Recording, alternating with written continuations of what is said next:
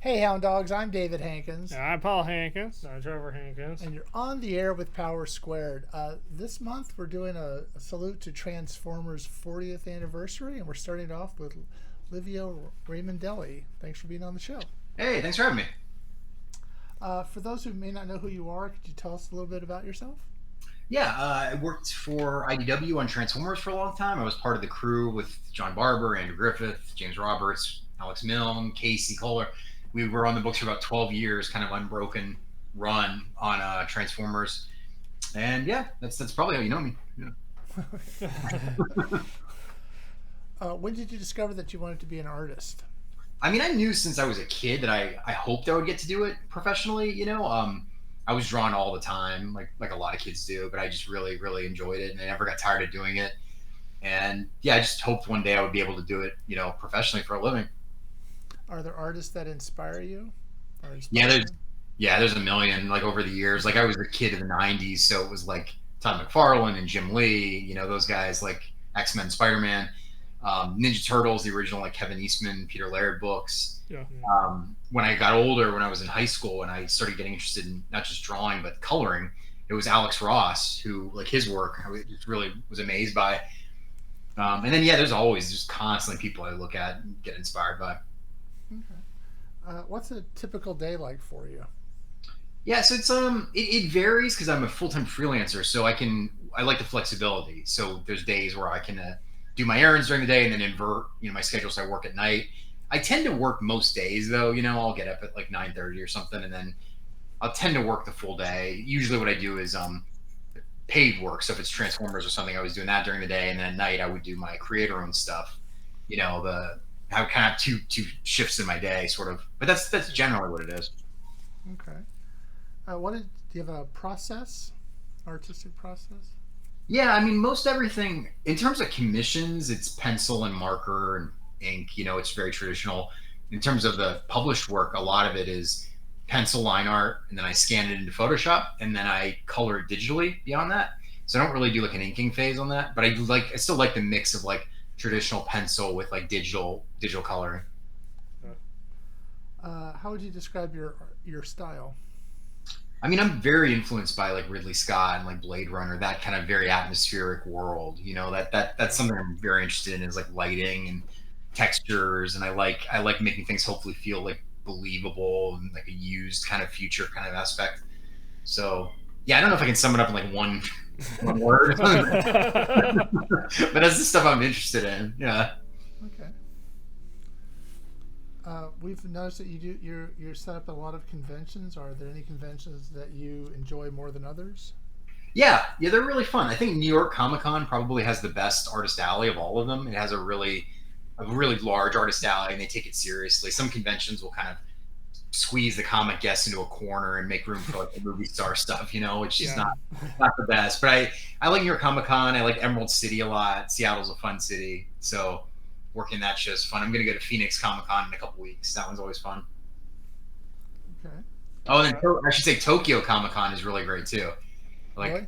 that's the fans are really great there, and then Japan is amazing. So Yeah. yeah. Okay. uh, have you seen more success at like larger conventions like say WonderCon or smaller conventions like TFCon? It varies, like, because you guys have been to TFCon, like, it's very concentrated, so it's a Yeah. smaller show, but everyone there is a Transformers fan. Yeah. So for those of us that work on the books, those conventions are really great.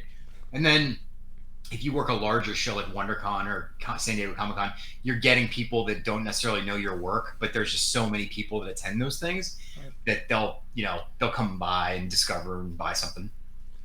So I assume you do a lot of commissions at conventions. Yeah, it's pretty hard work. I mean, it's you kind of despite you wanting people to set it up ahead of time, they almost always there's people who are like, I'm leaving in 2 hours. Can you draw something right now? That's happened so many times, and it's like you're really under the gun, which is or you have to draw back in the hotel room. And Like make show for me. yeah. uh, do you enjoy going to conventions more as an exhibitor or as an attendee? Uh, I don't know. I will say it's way less stressful to go as an attendee. You know, like I went to San Diego Comic-Con last year just for fun. Well, I was doing some work, but I didn't have a table. Yeah. That was the first time I've ever done that show, and I just walked around the floor. And it was so weird to just be like, I can just walk in this direction and I don't have to turn around and go back to a table. So, so that was really fun. So I'm probably gonna do that again this year. But yeah, and then it is fun to work the conventions. It's just kind of tiring, you know. It's like not only are you working all the time, but people are constantly coming up to talk to you, so it requires a lot of energy. Yeah. So yeah, you don't really get a time to like have a nice lunch or anything. From your experience, is there a difference between working on an original IP and an adaptation of an existing one, like Transformers? And do you have a preference? Yeah, I like both. When you're dealing with existing characters, there's companies that own those characters, so there's things that have to be approved, you know. So whether it's designs or things you want to do in the story, you don't have complete freedom. You can't just kill off Optimus Prime, you know. They did one time, but I mean, like, but yeah. So with original properties, you have complete freedom, you know, which that's really fun. Is that you really are the kind of architect of that world, you know. So I do like doing both of them.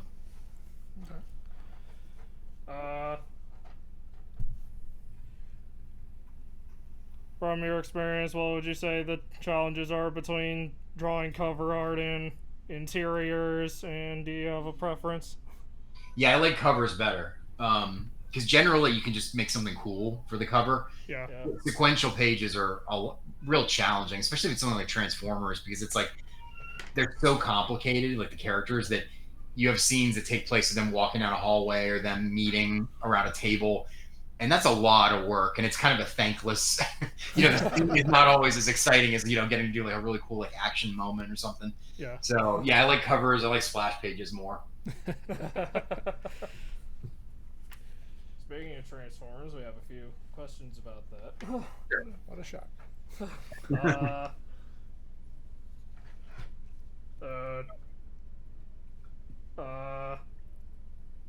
As we've established, you've done a lot of stuff for IDW Transformers. How did you become involved in Transformers? So I was working for Jim Lee at Wildstorm as like an in-house concept artist, and I started doing conventions like Artist Alley through that. And I just had Transformers prints out really just for fun. And I was very lucky that Chris Ryle, who was then the editor-in-chief of IDW, he walked by and he saw it and he's like, oh, you should work on Transformers. And he gave me his card. And I was very lucky because the first two things I did like the next week were this Best of Optimus Prime, Best of Megatron trade paperback covers. So I thought those might be the only two things I ever did, but I was thrilled. It was like, man, I get, you know, the two biggest characters in that universe, you know, and I get to do whatever I want for the covers. It was amazing. You know, that was my first real published work. I didn't know it would lead to like 12 years of yeah, so it's very, very lucky. I mean, I say that to a lot of artists who, if they want to set up at Comic-Cons, like, do it, because you never know who's going to just walk by. I've had a couple of moments like that, like someone pretty big walked by and just took a card or something. So, yeah. Is there anything in particular from your work at IDW that you were particularly proud of, and is there anything you wish you could have drawn differently? Oh, there's always stuff. Nobody should look at everything they've done and think that it was perfect the entire time. No, I think my favorite thing is the Autocracy trilogy, which was this kind of like Optimus Prime, Megatron, like the origin of their conflict. So I got to work with Flint Dille, who was one of the head writers on the original animated series. We became friends, and then Chris Metzen. They're both great guys, and I was kind of young when I did that project, but they treated me like an equal. And then also it was just basically telling the origin of Optimus Prime, which that meant a lot to me emotionally, of what that character meant to me growing up and everything. So. Now, by sheer coincidence, you posted on social media a few days ago you did a Transformers variant cover for Skybound. Yeah. Who currently holds the license. For those who are unaware. Yes. Yeah. How did that come about? Yeah, so I got hit up by a retailer, because these days in comics, retailer variant covers are very popular. Yeah. So a lot of artists will be hired to do a cover that the retailer can have a certain number of those. So that's a really big business right now. So yeah, a retailer called Top Shelf Comics hit me up and they asked if I wanted to do Transformers, and I was like, yeah, I mean, love the characters, and then it's cool to work with the next iteration, like with Skybound. So, yeah.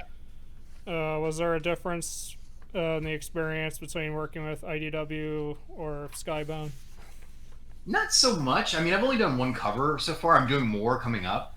I don't know. I mean, it was hard. Like IDW, I knew those guys so well. We worked together for 12 years. You know, Skybound's a whole new experience. Like I just started to know people that work there, so that part's different. But yeah, it was still like, yeah, like it was just the same old fun, really. What was your first exposure to Transformers? I'm like child of the '80s, so it was the original G1 cartoon. So I loved that cartoon, and then the animated movie had a huge impact on me. I mean, I think that's a pretty incredible piece of work, especially the first like half hour of that movie. So yeah, so that was really my exposure. Do you have a Transformers collection? I do. Yeah, I have a lot of G1 toys, and then I bought some of the Masterpiece stuff later. I collected those. I think it was called Palisades. I can't remember. There was a company that did these like really nice die-cast statues. Yeah. And they did like a Devastator. So like if Shockwave was this big, Devastator was that. So they were kind of in scale. So that was cool. Yeah, but I do have them. Out of curiosity, are you familiar with any other iterations of the franchise? Yeah, I mean, I wasn't really into Beast Wars just because of the age that I was. I was like, I was a G1 guy, so I didn't really relate to the designs of it and the characters as much. Fair. But and then the Michael Bay movies, I was into those. But yeah, the other stuff like Transformers Animated, Transformers Prime, I've seen bits and pieces, but really I'm kind of a G1 guy. Fair enough. Do you have a favorite character? Yeah, it's probably Optimus. I mean, he's just, like, it's still like an honor to get to draw that guy because he obviously meant a lot to me. But then my next favorites are all Decepticons. Like I like Soundwave and Shockwave and Devastator. And do you have a favorite character to draw, either professionally or for fun? Yeah, it's kind of the same answers like Optimus, Soundwave, Devastator, Megatron. I tend to like the more armored kind of warrior types more than the kind of lighter guys. But yeah, those are my favorites. When I've seen you at conventions, I've also noticed you have a lot of Star Wars art. Yeah. I understand you also did a few. You actually did a few Star Wars comic covers for Dark Horse and IDW. Yeah. Yep. How did that come about? Yeah, I just got randomly hit up by Dark Horse to do a couple, and then same with the ones for IDW. Just get emails of like, "Do you want to do this?" I was like, "Sure." Yeah, I mean, I'm a huge Star Wars fan too. Like that one I collect a lot of too. I'm a big like Hot Toys fan and Sideshow, so I have a lot of figures from that. Wow. But yeah, definitely a big fan. What was your first exposure to Star Wars, and do you have a favorite film or expanded universe work? Yeah, the original trilogy for sure. Empire Strikes Back is my favorite movie of all time. So, yeah, I love that movie. And then in terms of expanded universe, I like the Heir to the Empire, the first Thrawn story, because that at the time when there was like the 16 years between the original trilogy and Phantom Menace, you didn't really get a lot of content. So that was pretty big when those books arrived. So yeah, and I think Thrawn as a character was probably my favorite expanded universe. It's cool that he's finally official now. We also liked the Genndy Tartakovsky Clone Wars card. That was awesome. Yeah, Yes. that was great. Yeah, yeah. Just watched that. Was it 3 minutes a day or something? Yeah. Well, I still love how scary like General Grievous is in that. Like he's like terrifying in that cartoon. It's great. Yeah, I mean, in the movie, he's like this pushover. Yeah, yeah. Yeah, that was kind of disappointing. Yeah. I prefer the Genndy characterization. Yeah. So. Yeah. Do you have a favorite Star Wars character? Probably Vader. I think the whole arc is great. Yeah. And then Boba Fett, I was a huge fan of that. Like more the mysterious Boba Fett. I wasn't wild about the book of Boba Fett. he was like a little too nice for me. But yeah, and then I mean the Emperor I love, so. And do you have a favorite Star Wars character to draw? Yeah, probably the same kind of stuff like Vader. I really like. I've done some Prince of Vader, so I think he's really cool to put into kind of an environment. Clone troopers, stormtroopers. I like the armies. I like the war aspect of Star Wars. Yeah. So.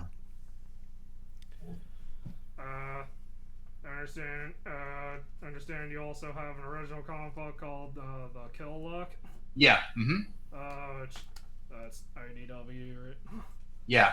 That's an original series by me. Yeah. Those who don't know what it is, what would you say it's about? So yeah, I say it's like a R-rated Pixar movie.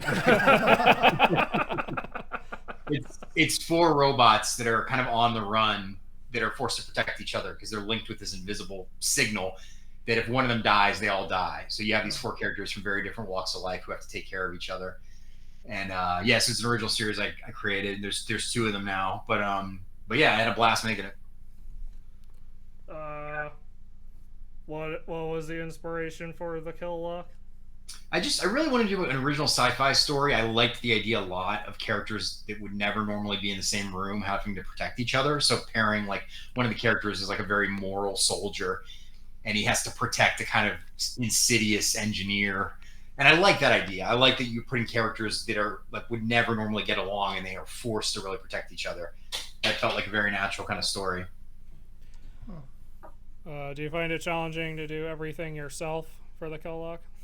I mean, I really liked it. I didn't know if I was up to doing it because I wrote it too. So, but I really enjoyed it. Like, it was a lot of work, especially the first series, because I did it like around Transformers because you don't get paid on a creator-owned book until it actually comes out. Yeah. So you're sort of finding those hours around your other work. So that was challenging. Like, it took a few years to get it done, but I really loved making it. Are there any future plans for the Kill Lock universe? Yeah, I am currently working on a 3rd one now. Do you have any idea when it'll be published? We'll see on that. It's still kind of early stages. I mean, I've been working on it for a while, but yeah, I don't have a date yet. So too early to call? Yeah, too early for now. Some general questions. If you were to go back and relive your art career, is there anything you would have done differently? God, I don't know, because I feel like you're sort of like shaped by everything, Like I don't think there's one thing, But yeah.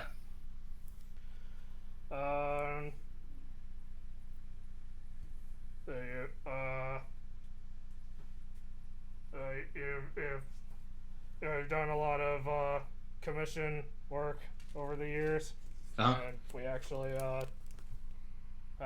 Oh yeah, cool. Was that TFCon last year?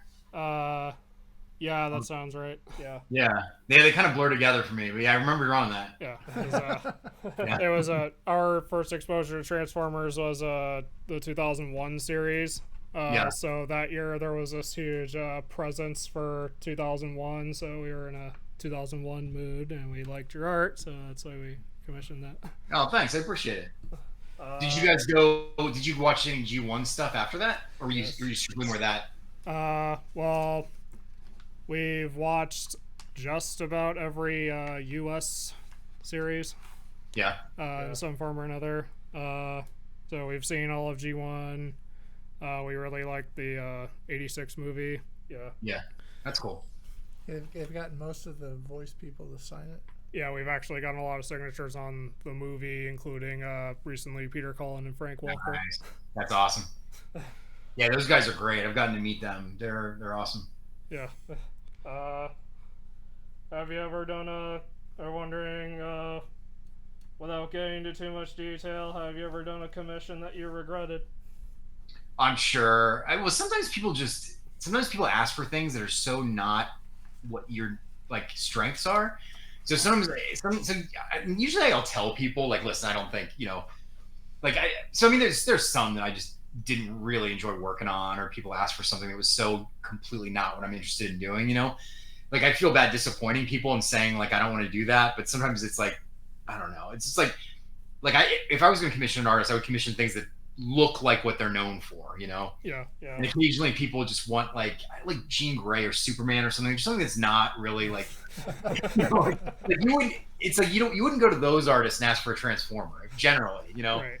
You know, Maybe there's kind of a Detroit reason Warriors. artists kind of like very few artists are good at drawing everything. You know, you Yeah. kind of have a certain lane. So and then also just the stress of doing it at a show is hard. Like what you had, like a headshot, that's totally cool. But sometimes people want something really elaborate at a convention, and it will just turn out better if you hit us up ahead of time. Yeah. When we ship it out to you, like some people want like an 11x17 multi-character. Like it's a lot to do at a show. Yeah. And I leave in 2 hours. So. Yeah. Yeah.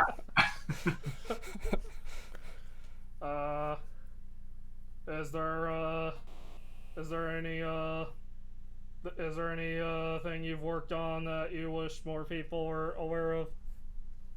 I don't know. I mean, the Kill Luck, that universe, I want to keep doing it, you know? So, you know, just can get more readers on that. That's probably the main thing. That's kind of the thing I'm most interested in currently. Right.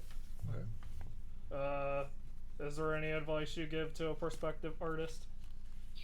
Yeah, I would say biggest thing is like take it seriously, you know? Like any kind of career, even if it's a fun career, you have to, you know, do deadlines, you have to get back to people, you have to respect people's time, and you have to work hard, you know? That's something I would definitely say. Like there's a lot of artists I know that are really unreliable when it comes to like returning an email or something.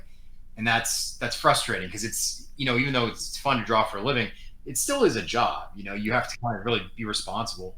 So, and then the other thing I would say is be aware of like treat people nicely, be professional, because people will talk. And if someone has had a bad experience hiring you because you were difficult, they won't hire you, or they will recommend not to hire you. There's a lot of those conversations that you're not aware of. So be nice to people, really. Be easygoing. Yeah, be nice and be punctual. And Yeah, totally. all right. This is something we've put into just about every interview. Is there something you want to tell us about yourself that most people don't know? Yeah, secret children. I can tell you a funny story that was a cool experience. But are you guys Batman fans at all? Yes. I was an extra in The Dark Knight Rises when Bane attacks the football stadium. Nice. Yeah. I was there. I was in the audience when that happened, and that was a really, really fun experience because they did not tell us what was going to happen at all. So explosions really went off. Like the ground sinking was CGI, of course, but they did have explosions. And then when Tom Hardy came out as Bane, he said exactly to us what he says in the movie. So we had no idea what he was talking about. All the looks of people in the movie are real because he just comes out and starts saying like, "Take control of your city." We have no idea. We have no idea in the movie where that scene takes place. So, and then it was really fun though. That was a really fun day. Where did they shoot that? They shot it in the Pittsburgh Steelers stadium. Oh, and how'd you end up being an extra? My brother and I are from that area, so we were out there and we saw that they were casting extras for a big Batman stunt, and we were like, we have to do this because it's like we knew it was Christopher Nolan's Batman movie, and then when they said it was a big action scene, we are like, this is whatever it is, this is gonna be amazing, right? Yeah. But I mean, it was really funny though too because it was really hot that day, and we were there for like 12 hours, and in the movie it's supposed to be winter time. So everyone was wearing like a heavy coat, but we're all like dying.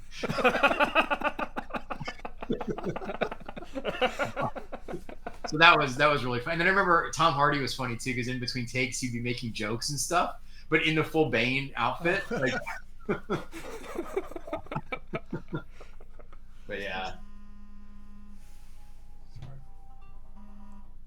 Sorry. Do you have any hobbies outside of art? I collect toys like Sideshow, Hot Toys, Mezco. That's the big thing. I mean, I'm a huge science fiction fan, so I read and watch a lot of that. Yeah, all my interests are pretty connected to kind of creative stuff. You know, that's generally what I like. Right. Have you collected any of the newer G1 style Transformers toys? Not recently. I've gotten a couple Masterpiece toys, and then I'll buy occasionally some third-party stuff, like a TF which I like. But that's about it. I kind of just buy what I like. I don't really have like a set where I collect everything. I was just curious. So we ask all our guests this. We do a comic book called Power Squared. Uh-huh. Have you heard it, seen it? I've heard the name, yeah. Yeah, okay.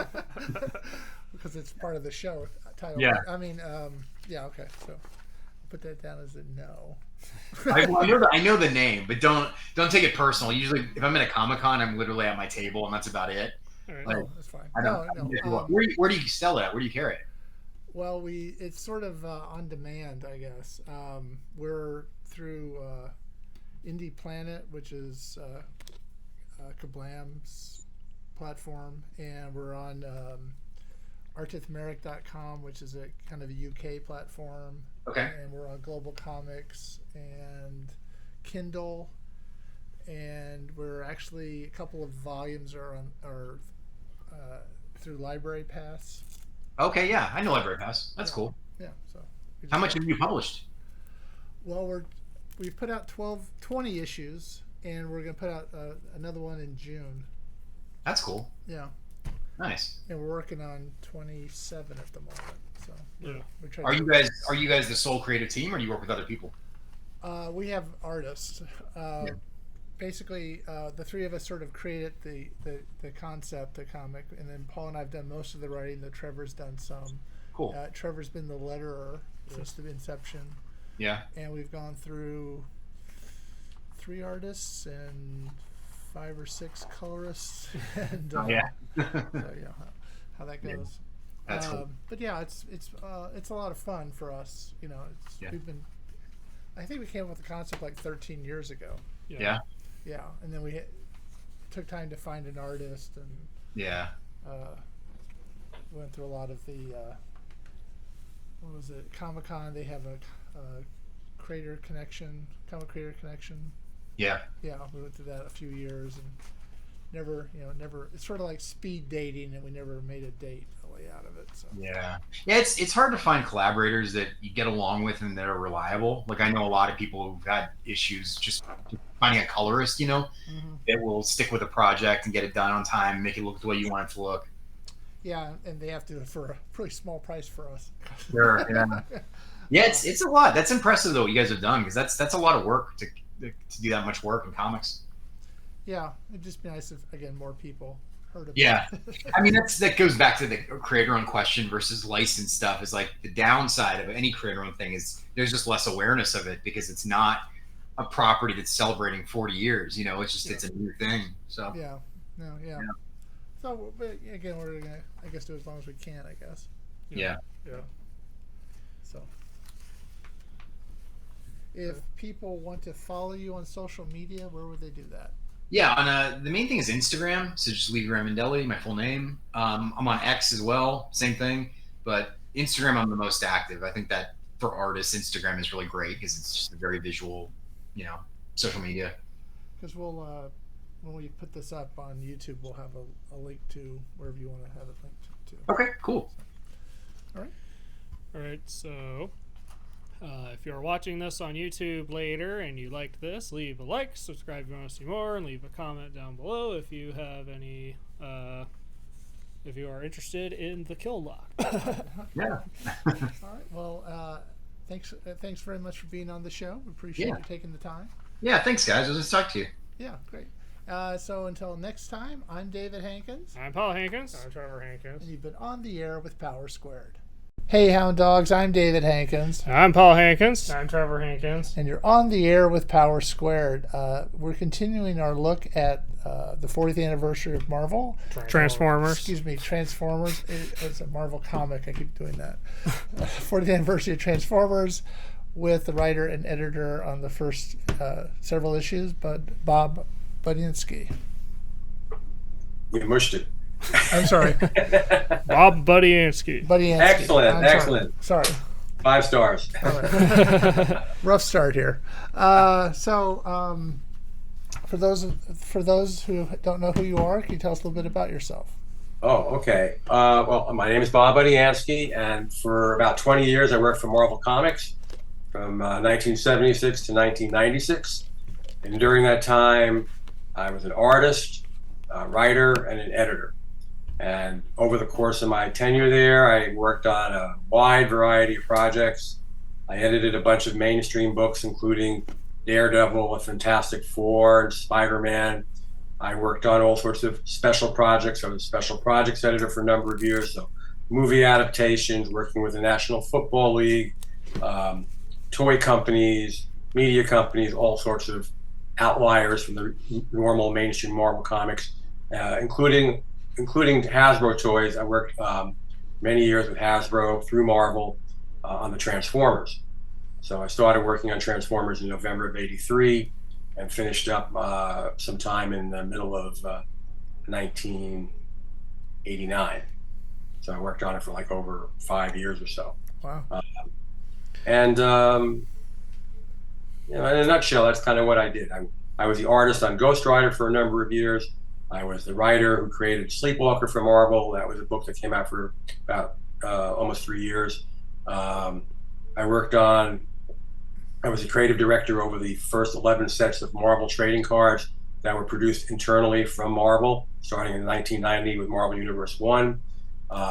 And so I was overseeing that for a number of years. And finally, after starting out as a lowly editorial assistant to the Marvel British Department in 1976, by 1995, I was the editor-in-chief of the Spider-Man line of comic books. Marvel, by that point, had decentralized into 5 editor-in-chief lines, and I was the Spider-Man line until my departure in 1996. Wow. So quite a little bit of history there. When did you discover you wanted to go into comics? When did I discover? Yeah, when did you always want to go into comics? Yeah, since I was a little kid. I used to read a lot of comics when I was a kid, and I grew up to a point anyway, thinking, oh, I'd like to grow up to be a comic book artist, draw comic books. So if you asked me in 8th grade what I wanted to do when I grew up, I would have said, I want to be a comic book artist. And then I went to a high school that was specialized in science. I was always interested in science. I got more practical minded, decided nobody gets to become a comic book artist. That's not practical. So I decided I wanted to be a civil engineer instead. I got my Bachelor of Science in civil engineering, and went 1 year for grad school in transportation engineering. And then I interviewed for this editorial assistant job at Marvel that I heard about, got the job, and dropped out of graduate school. Are there any writers or artists that inspire or influence your work? Well, when I was growing up, I was a fan of several different writers and artists. So I grew up reading comics in the 60s. I started out reading mostly DC comics, and then gradually, as I got a little older, I migrated over to Marvel. So I was heavily influenced by, since I wanted to be an artist, more than a writer at that point, I was heavily influenced by artists like Gil Kane, Carmine Infantino, Mike Sekowsky, and then a little bit later, Jack Kirby, John Romita Sr. And then as far as writers, the writers I liked initially were writers like Gardner Fox and John Broome, who wrote all those stories that I was just referring to for the DC comics. Marvel, Justice League of America, Green Lantern, Flash, Hawkman, Atom, those were all written by those guys. And then I moved over to Marvel, and Stan Lee was the guy. So he was my man for a number of years before I dropped out of comics completely. So when I got to high school, I decided, too old for comics, going to stop collecting them, stop buying them. And it wasn't until I got into college that a friend of mine introduced me to what was current, several years later. And I discovered Conan the Barbarian. I never imagined that a comic book like that existed. And so I got into what was then current at Marvel, which was Conan, being drawn by Barry Windsor Smith and then John Buscema, and being written by Roy Thomas. So those guys heavily influenced me. And I think overall, as far as my art style, the person I was probably most trying to emulate was John Buscema. He was phenomenal. He was phenomenal in every way. He could tell a story. He drew beautifully. He drew people just the way you wanted to see them depicted. I mean, he did everything right. So he was my inspiration for a number of years. But over the years, I got, there was plenty of other artists that I found very appealing. So would you rather write or draw or both, or did you have a? Well, that's a good question. So I was, I had the opportunity to do a lot of things at Barber. So originally, when I got into my entry-level editorial assistant job, and when I interviewed for it, my friend at Marvel, who I was replacing, told me, don't tell the guy who's going to hire you that you want to be an artist, because if he hears that you want to be an artist, he won't hire you, because he'll know that you'll want to quit as soon as possible. So I did not include that in my interview. And the guy who hired me, by the way, was Larry Lieber, Stan Lee's brother. He was in charge of the Marvel British department back then. So any case, I didn't mention that. And then I got on board, and I made it clear pretty soon that I wanted to become an artist. And he was very helpful. And the Marvel art directors, particularly Marie Severin, who oversaw the Marvel British department, she was extremely helpful. And 6 months earlier, she told me to find another career when I went up there with my portfolio. But I'm sure she didn't remember that. But anyway, she was the best teacher I ever had. So anyway, being influenced by all of these other people, I got to be enough of an artist that within about a year, I was able to quit and eke out a very paycheck to paycheck living as a freelance artist for a little while. Then I was hired back on staff as an assistant editor, which was a step up from editorial assistant. And then after a couple of years of that, I got offered ghostwriter as a regular monthly comic book. I'd been getting more and more regular work on mainstream comics, and so I quit to become a full-time artist. So I achieved my childhood dream of becoming an artist, and it was great for a while, but it was really more of a nightmare than a dream, because it kind of sucked up my entire life. I was working till 2 a.m. every night, trying to meet with deadlines. I had like very little social life.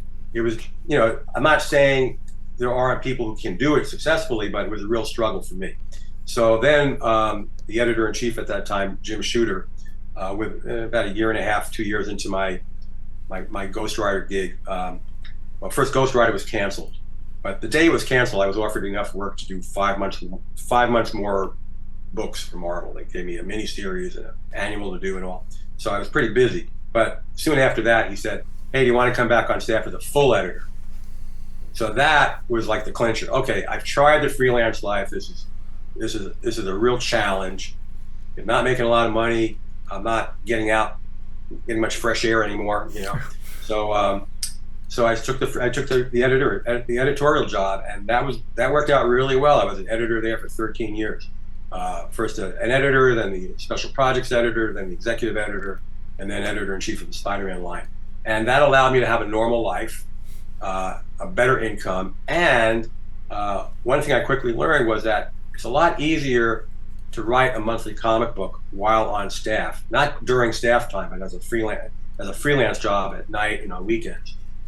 It's a lot easier to do that than to draw a comic book every month while on staff. Drawing a comic book on staff every month is an impossibility, but writing is something, not to say it doesn't take talent, but it just comes a lot quicker than drawing a comic book. So I was able eventually, through various opportunities that were offered to me and so on, I became the regular monthly comic book writer of Transformers. So I wrote issues 5 through 55, missing a couple for fill-ins, but I wrote about 49 issues. Wow. And issues 1 through 4, which was a miniseries, I was the editor. So I don't know if that answers your question, which one I like better, but I like both. I like writing, I like art, but I think writing was a more, it gave me more normalcy to my life. I'll ask the question, what was it like working with Stan Lee? Well, I didn't get to, so that's an interesting question. So like Stan Lee, when I first started there, he was in the office, but just barely. He was actually on his way to moving out to California. The office was in Manhattan, and he lived in the metropolitan area, but he was in the process of transplanting himself to start Marvel Productions, I think it was called back then, which was an office that Marvel was going to have in California to help produce animation and try to sell Marvel for TV and movies. So he was transitioning out of Marvel. So I barely worked with him in that regard. However, he didn't work for me. I was his boss for a while. So years later, when I was a full editor, and I mentioned I was working on all these special projects. So one of the special projects that came my way, Stan wanted to develop this character called Solar Man. I don't know if he did. I think somebody he knew created the character. He was going to write 2 issues of the comic book, and I think his idea was to use the comic book as a springboard, kind of as a like a proof of life or something. Like he could show that around to studio and say, "Hey, I have this new character called Solar Man. Let's make an animated TV series out of it," or whatever he was trying to sell it as. So he did 2 issues of that, and I was his editor. So he reported to me. What was he and like? He was great. Yeah, he was great to work with. He's like, I mean, first of all, when I say I was his editor, I mean I was basically his traffic manager. I just, took in the script from him and gave it to the artist or whatever. I didn't try to edit Stan. Stan knew what he was doing. Right. But it was a pleasure to work with. So that's what I could tell you about working with Stan. All right. So since we're doing this podcast for the 40th anniversary of Transformers, we'd like to ask you about your work on that book. Okay. Oh yeah, that's the first issue I edited. Yes. Transformers #1. Yes. So you might have been asked this before, but how did you become involved in the world of Transformers? I won't give you a sarcastic answer if I've been asked that. Been asked that a few times. All right. So what happened was in November of '83, Jim Shooter, editor-in-chief of Marvel, came to my office out of sheer desperation, and I'm not making that up. What happened was Hasbro had come to Marvel. This is before I get involved, so I'm just kind of like piecing this together. Hasbro had come to Marvel and said, "We have this new toy brand called Transformers. We want you, Marvel, to develop a characters and a storyline for it, a backstory." Marvel had done that very successfully a couple of years earlier with G.I. Joe. Same thing, same deal. Hasbro came to Marvel, and Marvel, mainly Larry Hama, developed G.I. Joe into what it became. The characters and the comic book and the animation, toys and all that.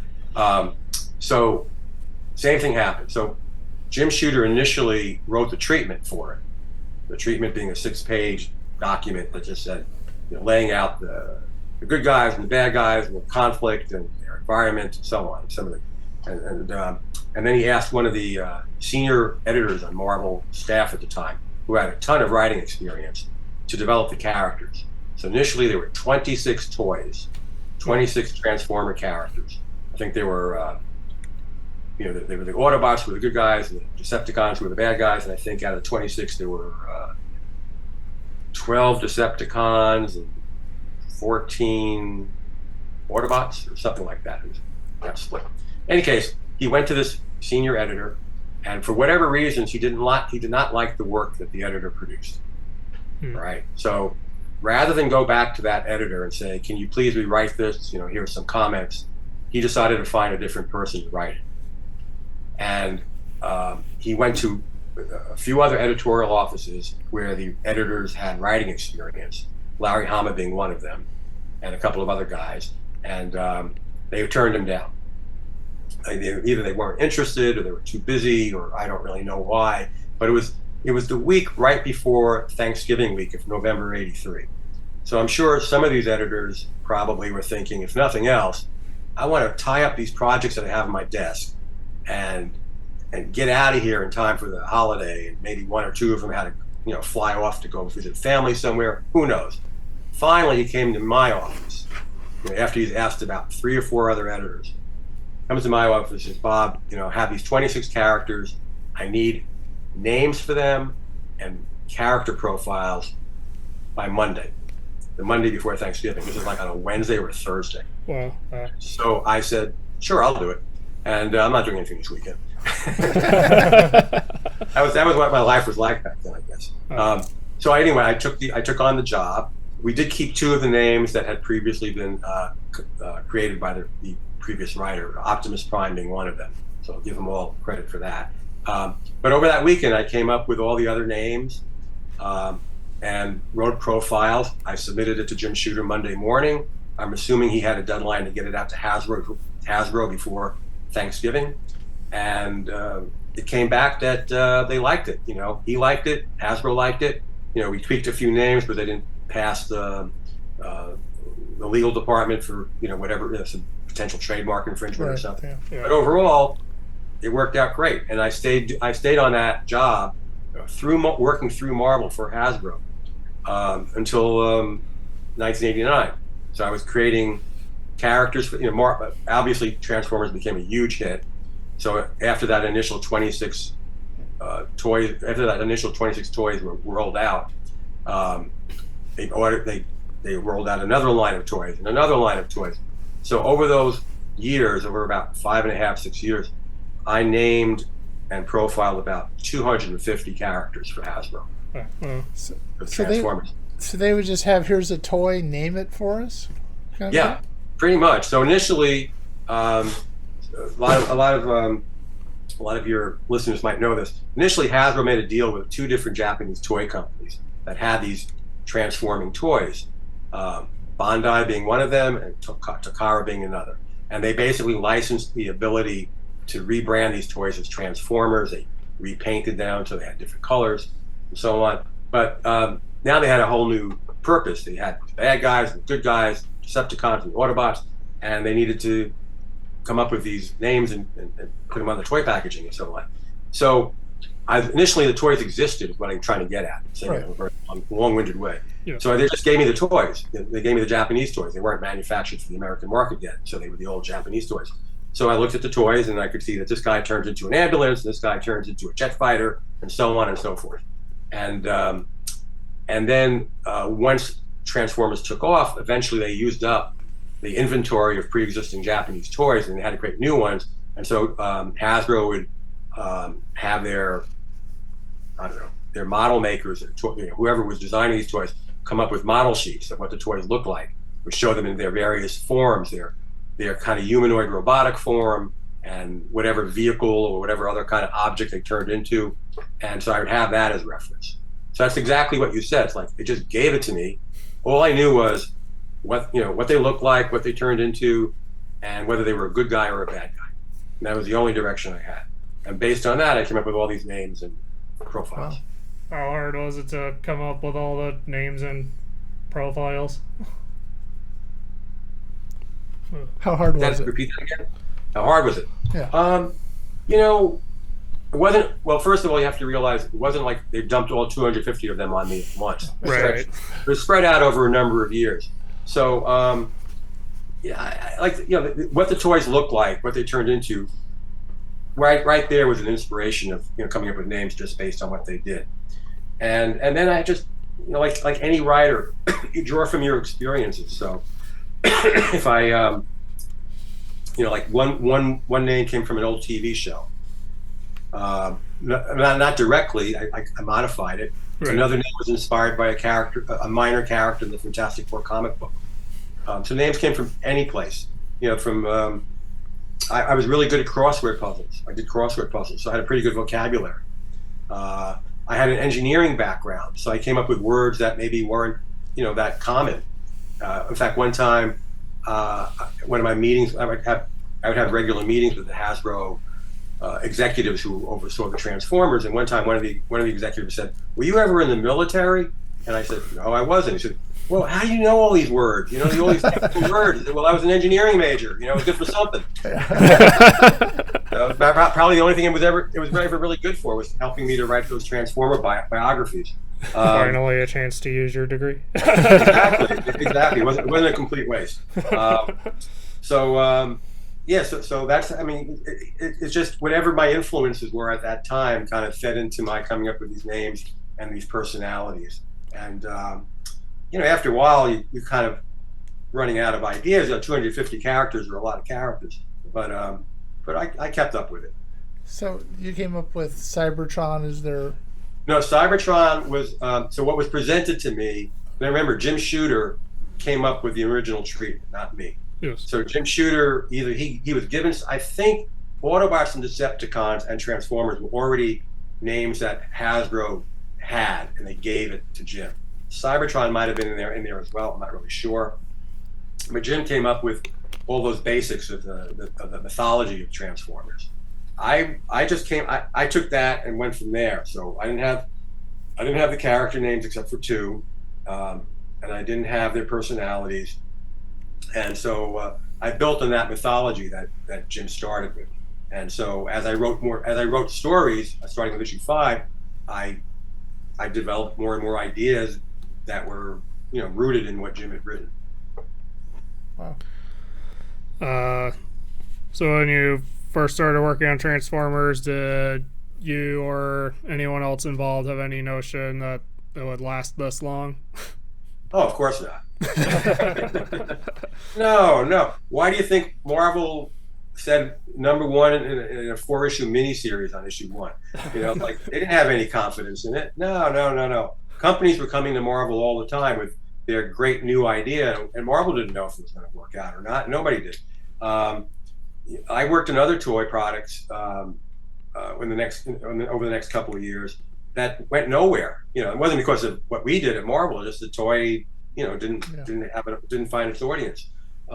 So I remember having a meeting with another Hasbro executive, and I think she said something like new toys would be released to the marketplace usually like in the early fall, so they would be on the shelves, and the toy companies could advertise them for the upcoming Christmas holiday, right?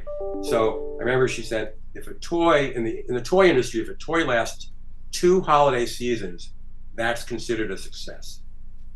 So even the toy industry understands that most toys don't last that long. They throw a lot of new ideas out there. Not all of them are hits. Very few are. But Transformers was a hit. But nobody had an idea it was going to last. Not only did it last during that period, but it came back in the late 90s. And then in the 2000s, it became a live-action movie franchise, so which nobody could have predicted. So it was a surprise to everybody. I'm sure, nobody had that as a plan. So when you started writing issue number 5, how difficult was it to turn a 4-issue limited series into an ongoing? Well, okay, so one interesting thing about the 4-issue limited series was it came to an end where the Autobots win. And then, I'm the editor of that, and then Jim Shooter says to me, oh, by the way, we're going to continue it with issue 5. So in the hurry, we had to change the last page or two, so it ended on a cliffhanger instead. We didn't tie everything up where the good guys win and the bad guys go away. We had to end it on a big cliffhanger so people would come back for issue 5. And in fact, as somebody recently pointed out to me at a convention a few years ago, they showed me all these comics were reprinted in England. So they showed me the reprint of issue 4, the ending of it. The ending of it in England is the original ending. They didn't get the change memo. They didn't get the new artwork. So it actually ends the way it was originally intended to end, where the Autobots are victorious and it just comes to a nice, neat ending. But anyway, as far as writing the stories, well, it was a challenge. I didn't have money. I didn't have much experience as a writer. I had plotted a bunch of stories. When I was working on Ghost Rider, I co-plotted a lot of the stories with one of the writers I worked with. So I had some experience plotting stories, but not scripting stories. So it was new to me. And in fact, the very first issue that I turned in, issue 5, the plot was so dense that the editor, without bothering to tell me, which kind of bothered me at that time, he cut it in half. So he took my issue 5 plot and turned it into issues 5 and 6. And I'm not saying he was wrong. He was right. There was too much plot in it, so he stretched it out. But he could have just told me. And maybe I would have tweaked it a little bit so that issue 5 came to a little bit of a neater conclusion or something, it would have ended at a better point. I don't remember. But it was a done deal. I didn't know that he was giving it out to the artist and telling the artist, cut this into 2 stories. So in any case, but yeah, I had a lot of fun coming up with stories. I came up with stories from all different, just like I was thinking about coming up with names and profiles, from all different influences and experiences, and just my own imagination. And but eventually, I kind of got burnt out on it, so I wanted to get off the book. I got off the book with issue 55, but I probably was asking my editor to find a replacement for me like a year earlier, because I was kind of getting burnt out on the book. So when you're working on the book, how much creative freedom did you have? Oh, I had almost total creative freedom. The one thing that burnt me out on the book, this is where my creative freedom hit a wall. Like Hasbro never told me, oh, we want you to do a story where, you know, the Transformers go to the moon. They never said anything like that, you know.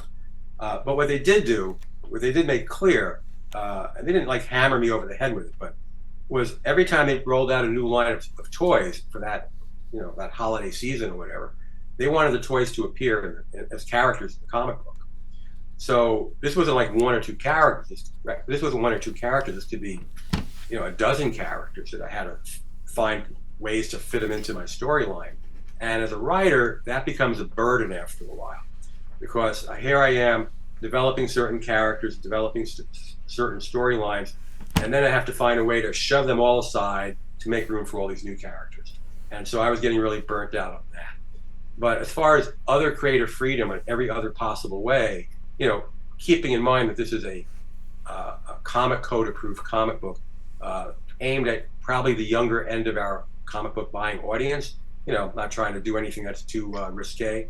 You know, I was able to fit everything in that I wanted to fit in. Nobody ever told me do this or don't do that, other than introducing all these new characters. Right. Were there any stories you wrote that you wish you could have written differently?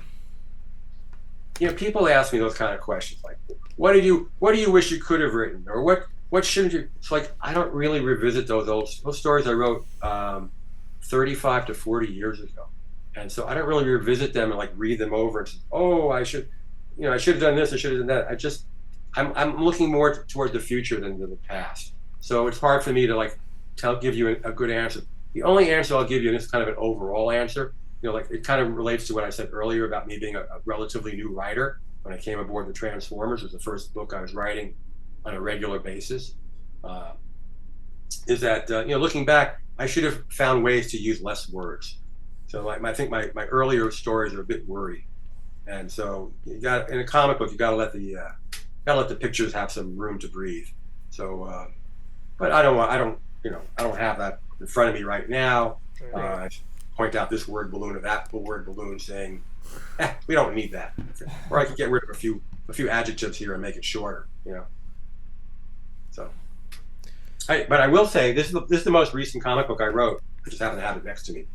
Transformers, the animated movie. I mean, I wrote this 18 years ago, I think, 2006.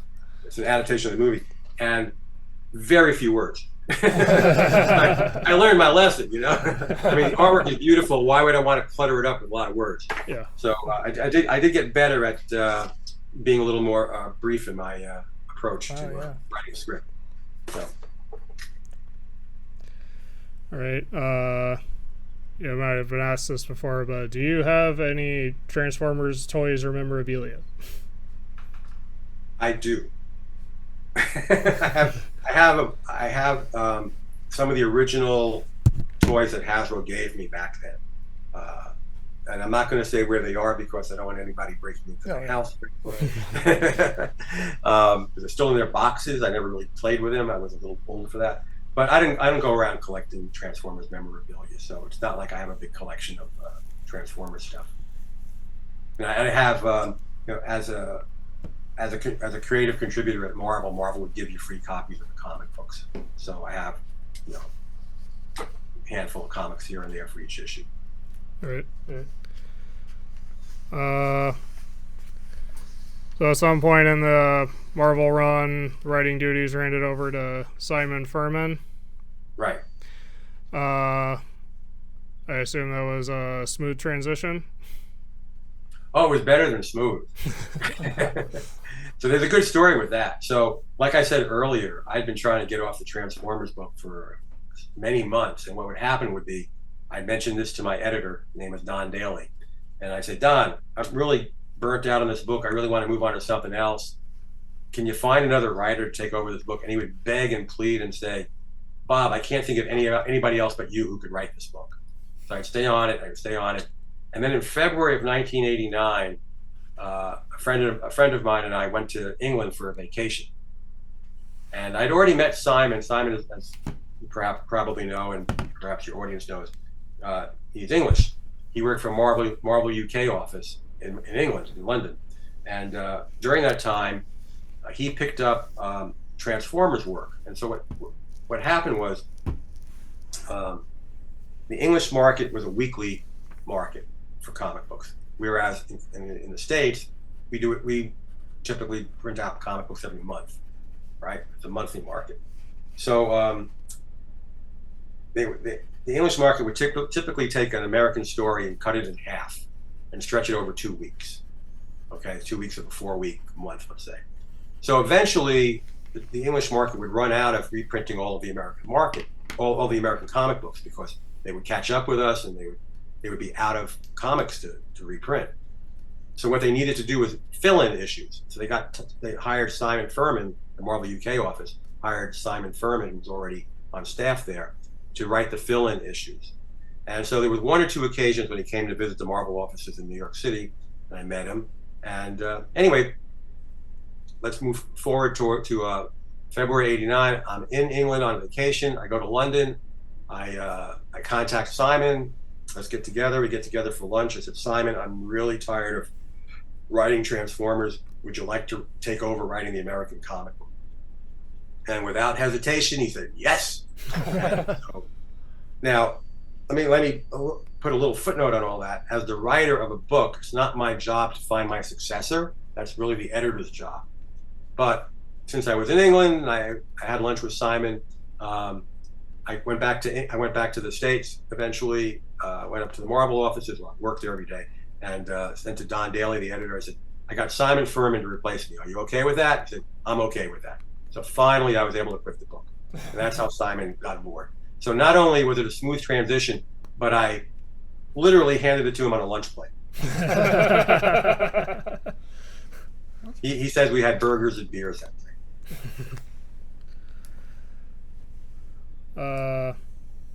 So later, IDW expanded on the original Marvel comic with Regeneration 1 and 84. Were you familiar with how they handled those? So this is a common, I don't mean to, I'm not trying to insult you or anything. Right. A common misconception among people who are Transformers fans or think I'm a Transformers fan. I'm not a fan. I was a professional writer and artist. So once I left Transformers. I didn't really follow what was happening after I left.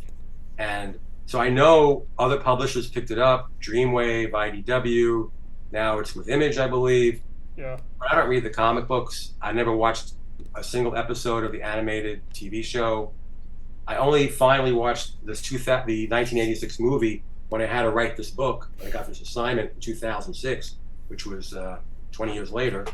So, and I have watched a couple of live action movies. So I'm not completely unaware of what's happening. Right. But I just don't know what other companies did, how successful they were, what storylines they developed. I just really haven't followed it at all. Fair. So probably the average fan, I do a lot of conventions, I do a lot of Transformers conventions. The average fan who comes to my table, who's a Transformers fan, knows a lot, knows far more than I do. In 2010, you were one of the first human inductees into the Transformers Hall of Fame. So, do you remember how that felt at the time? Oh, it was great. You know, I definitely a highlight of my my Transformers related career. Yeah, it was like, it's nice to be recognized for the work I did. Yeah, it was wonderful. Hasbro had a Transformers convention in Orlando on the Disney property, and so I think Saturday evening of that convention, they had a big ballroom set up with banquet tables, and fans could come in, and I guess they had to pay a fee to sit there and dinner and listen to everybody. But they had a multimedia presentation for 4 inductees, and I was one of them.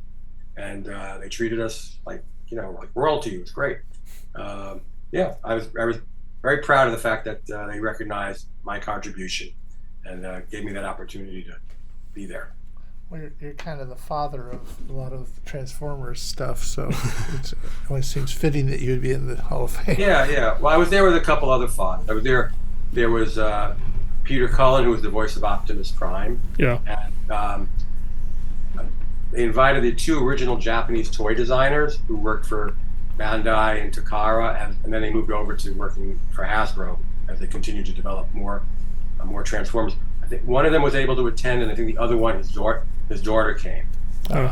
So there were the 4 of us who were all sitting at a table together, and I had my kids with me. So it was nice to have. It was like on Disney, the Disney World property. So I would be at the convention during the day. My daughter was like 15 at the time, so she was old enough to take off with my son, who was younger, and just go off and do the Disney World stuff. And we met up for dinner and stuff, and it was great. And since I never met Peter Cullen before. If you're familiar with Peter Cullen, he has a wonderful speaking voice. Yes. My daughter just recently gotten her first iPhone, so I leaned over. I said to my daughter, "Would you like him to do your voicemail message?" She said, "You think he would do that?" I said, "Well, he seems like a nice guy. I'll ask him." And I asked Peter, and he did it. He recorded a voicemail message. And he says, "Hello, this is Optimus Prime. You've reached Emma's telephone. She's not available right now. Please leave a message. Roll out." That's cool. It was wonderful. She loved it. Unfortunately, we changed our phone plan about a year later, and she lost it that way. It wasn't forever. Yeah, see that. That was cool. Well, while we're talking about that, and since we are on video, so this is what I got. Nice. Oh, cool. All right. Cool. There's my name on it. Hall of Fame, Budianski, 2010. Ah, cool. Yeah. So how does it feel when you meet fans at conventions? Oh, it's always a very pleasant experience. The fans are excited to meet me. I'm happy to talk to them. They share their childhood memories of growing up reading Transformers comics, or watching the TV show, whatever. It's always a very enjoyable experience. So I look forward to going to these conventions and meeting all sorts of people. And it's very flattering that so many people care so many years later about work I did 35, 40 years ago. Yeah. It's still meaningful to them. You've probably been asked this, but if you were given the opportunity, would you work on Transformers again? Perhaps. I'd have to think about it, because I don't kind of like what I said earlier. I don't think about Transformers stories. Yeah. So I'd have to sit there and think, what would I do? What stories do I have in me that are worth telling? That would make a good Transformers story. So I'd be interested. I can't say for 100% sure with 100% surety that I would do it, but I'd have to think about if I have any stories to tell. All right. Did you have a favorite character? When I was writing Transformers, some of the best stories I wrote involved a character named Blaster. So I would have to say, as far as what I wrote, he was my favorite character. I think he was an interesting character. He was exciting. He was very confident and gung-ho, take charge kind of guy. And again, some of my best stories involved him before I had to move on to some other characters. So my single favorite story of what I wrote was issue 17, which is called The Smelting Pool. And The Smelting Pool, I believe, was the debut of Blaster.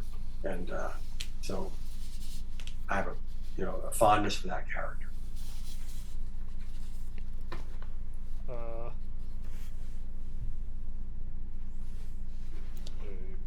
Yeah, sure.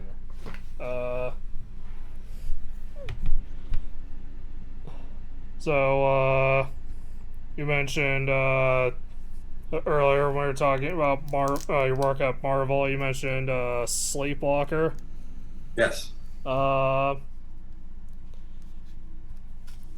uh, when I was doing research for this interview, I found it kind of interesting. Okay.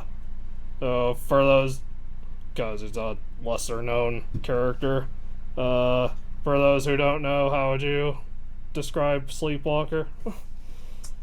Okay, a sleepwalker is an alien being from another dimension called the Mindscape. Mindscape is a dimension that connects the dreams of all sentient beings, and he's basically part of a police force that monitored the Mindscape to prevent evil entities from disturbing our dreams. At least, I mean, disturbing them in a very significant way, where we might go mad, like keeping nightmares to a minimum, basically. So he gets trapped on Earth through a human host named Rick Sheridan. Without going into great detail, basically, when Rick falls asleep or loses consciousness, Rick Sleepwalker can come to life on our planet, and he finds himself basically a fish out of water, a stranger in a strange land, and he has to cope with being on our planet, as well as learning our ways and dealing with how people react to him. He's basically a heroic character, but my conceit about creating Sleepwalker was, rather than create him as a Superman, being a stereotypical all-American hero from another planet, he's a bug-eyed monster with green skin. Sleepwalker is not like, he's humanoid, but he doesn't look like us. Right. And so right away, people's prejudices kick into gear. There's a monster coming down the street. They're not basing their reaction on how he's acting, just on how he looks. And so that was the crux of my idea, to create an anti-Superman, somebody who happens to be an alien, who doesn't look like the classic stereotypical all-American hero from ages going by. And so that was the kind of idea I was playing with, the anti-Superman alien hero. How many issues did that last? How many issues? 33. Oh. It was a decent run. To get Marvel to come out with this came out in 1991, I think.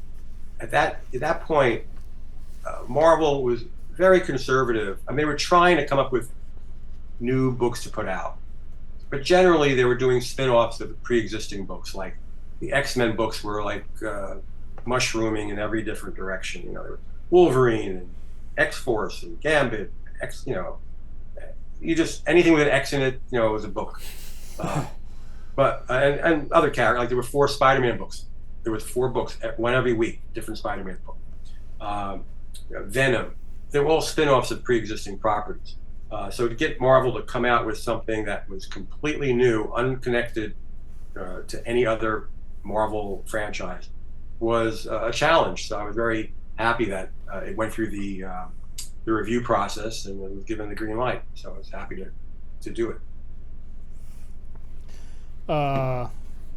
Was there any reason it cut off at 33 issues? The usual reason. What do you think the usual reason is? Sales. Low sales.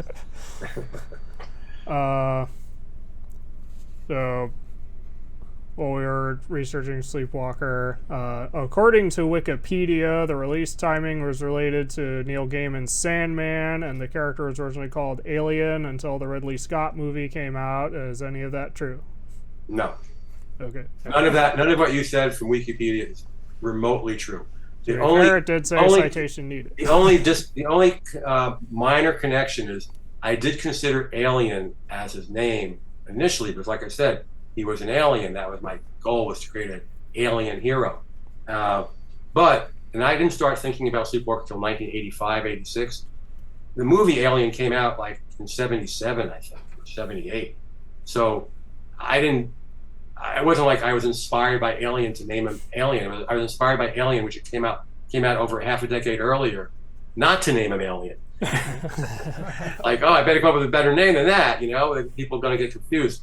And it had nothing to do with Sandman and Neil Gaiman's, like I was aware of Sandman. I wasn't reading it.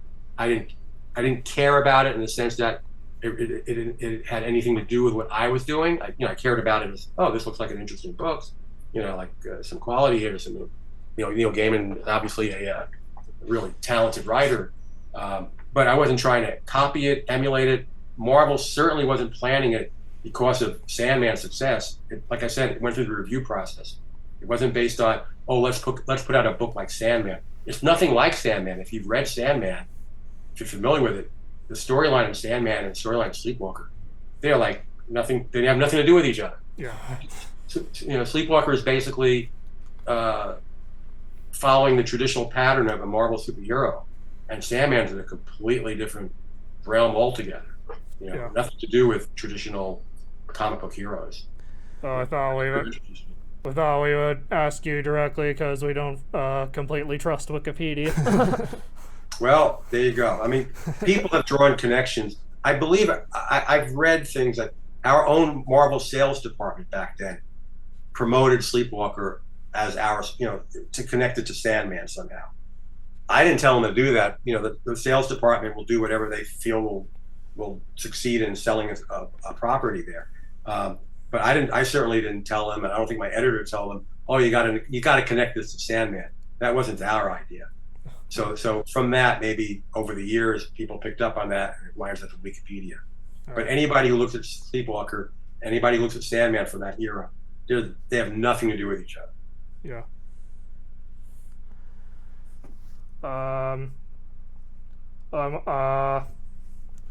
Also saw that in more recent years, Sleepwalker has sort of made more sporadic appearances in the Marvel comics.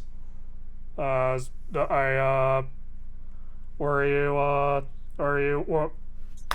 you aware of any of those? I was aware of them. I mean, they don't consult me. They own the character. They can do what they want. Right. So I've been made aware of them, but I have nothing. I have no input on any of it. In fact, last year, Sleepwalker was featured in a Hellcat miniseries, like a 5-issue series, as a guest star in every issue, and I became aware of it. So I said, I'll buy this comic book. He's not just like a cameo appearance; he's a regular guest star in every issue. I got through issues 1, 2, and 3, and I gave up. I just wasn't because of Sleepwalker; it was just because I didn't like the whole book. I didn't like the storyline, so I didn't think it was really interesting. So I said, I have better things to do with my $3.99 than spend it on this book. So that was about as much as I got involved. I actually went out and bought a few copies of this book. That was it. Right. I did learn I learned that you did have some involvement with a 2020 fan film based on Sleepwalker. Oh yes. So there's the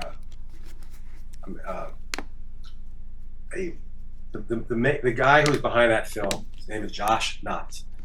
Lives in the Tampa, Florida area, and he contacted me at a convention, I think in Baltimore. But he contacted me before that online, and then he said he wanted to do Sleepwalker as a movie, and I said, do what you want. I don't own it. Marvel might sue you. You don't have the rights to do it, but do what you want. And then he and his writing partner drove up from Tampa to meet me at the convention in Baltimore, I think in 2016.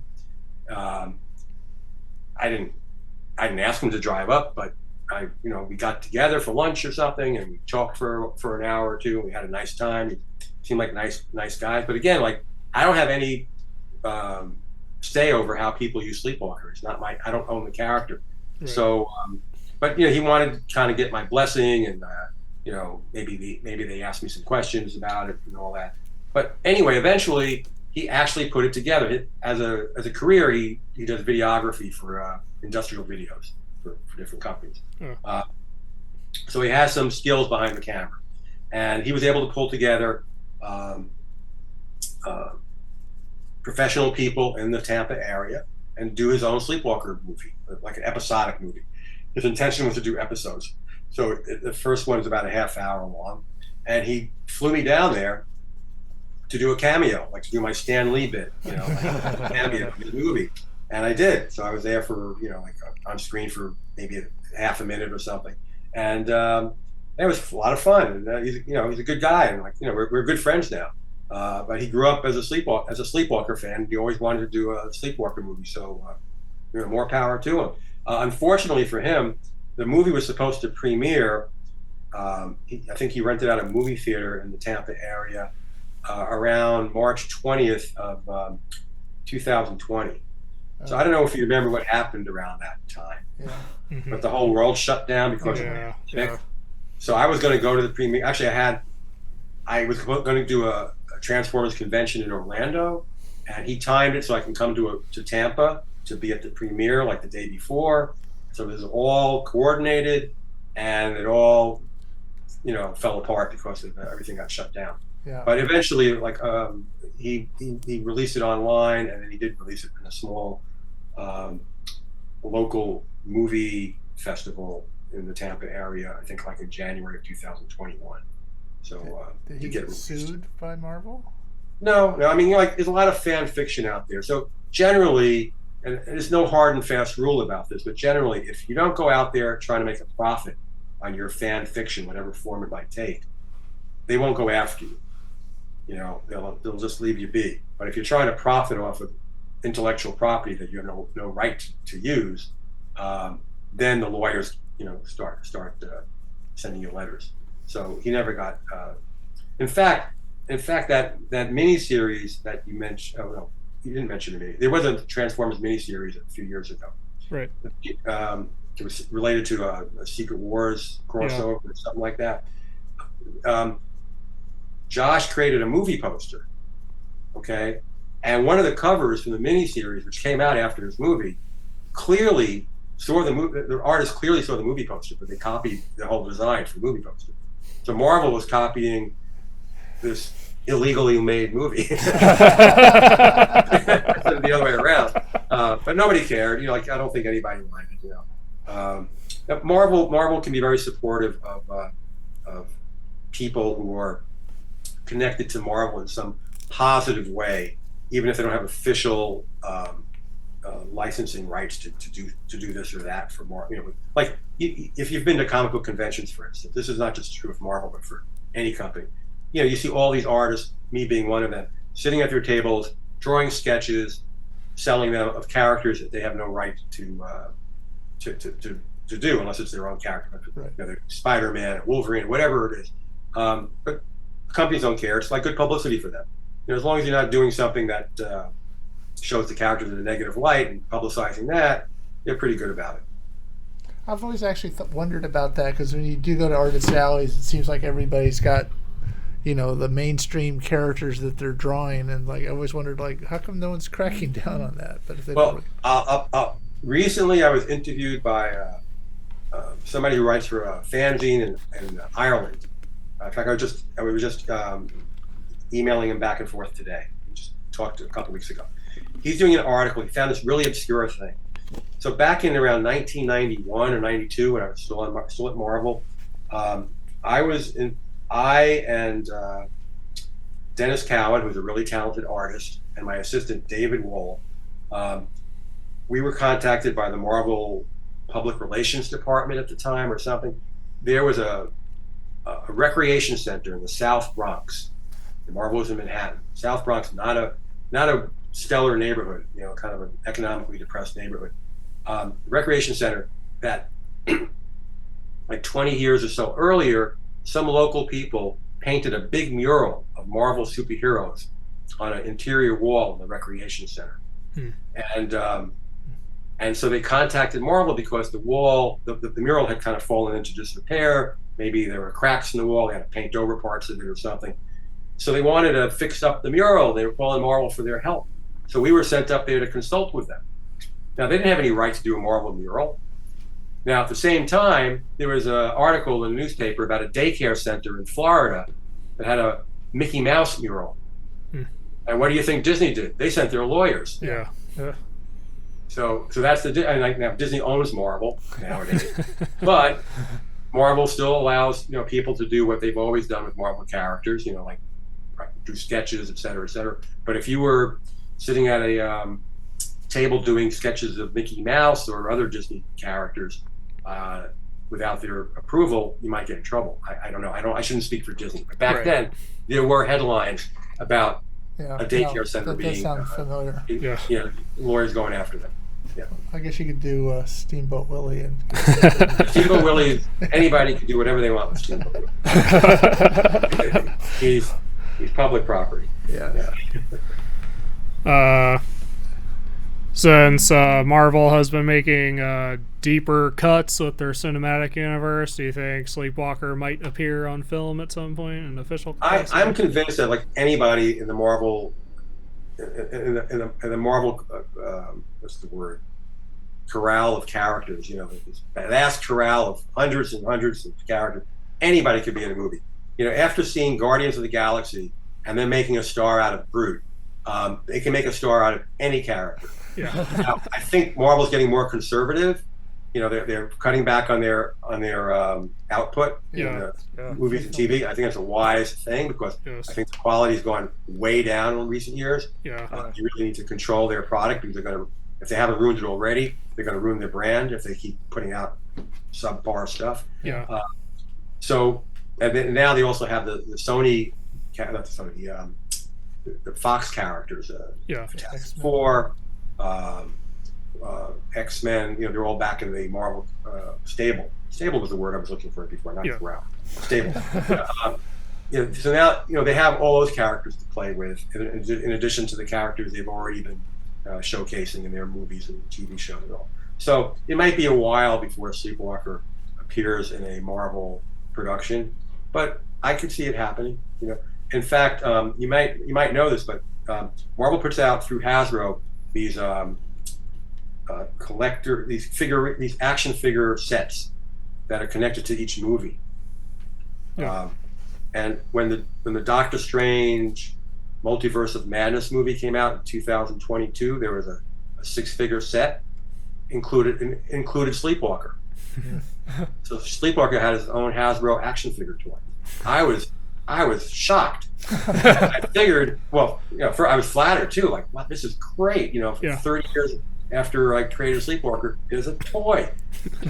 And I thought, so I immediately contacted my main connection over at Marvel, and I said, "Is Sleepwalker in the Doctor Strange movie?" Because the other characters, not all of them, I think there was one other that wasn't, but the other characters were in the movie that were in the toy set. But anyway, he said, "No, I actually read the draft of the script before it gets produced," and he said, "He's not in there, I guarantee." So maybe next movie, I don't know. Should they make an action figure and not have him be in the movie? Well, I was happy that they sent me a few copies. Hasbro sent me a few copies of the action figure, which was very nice of them.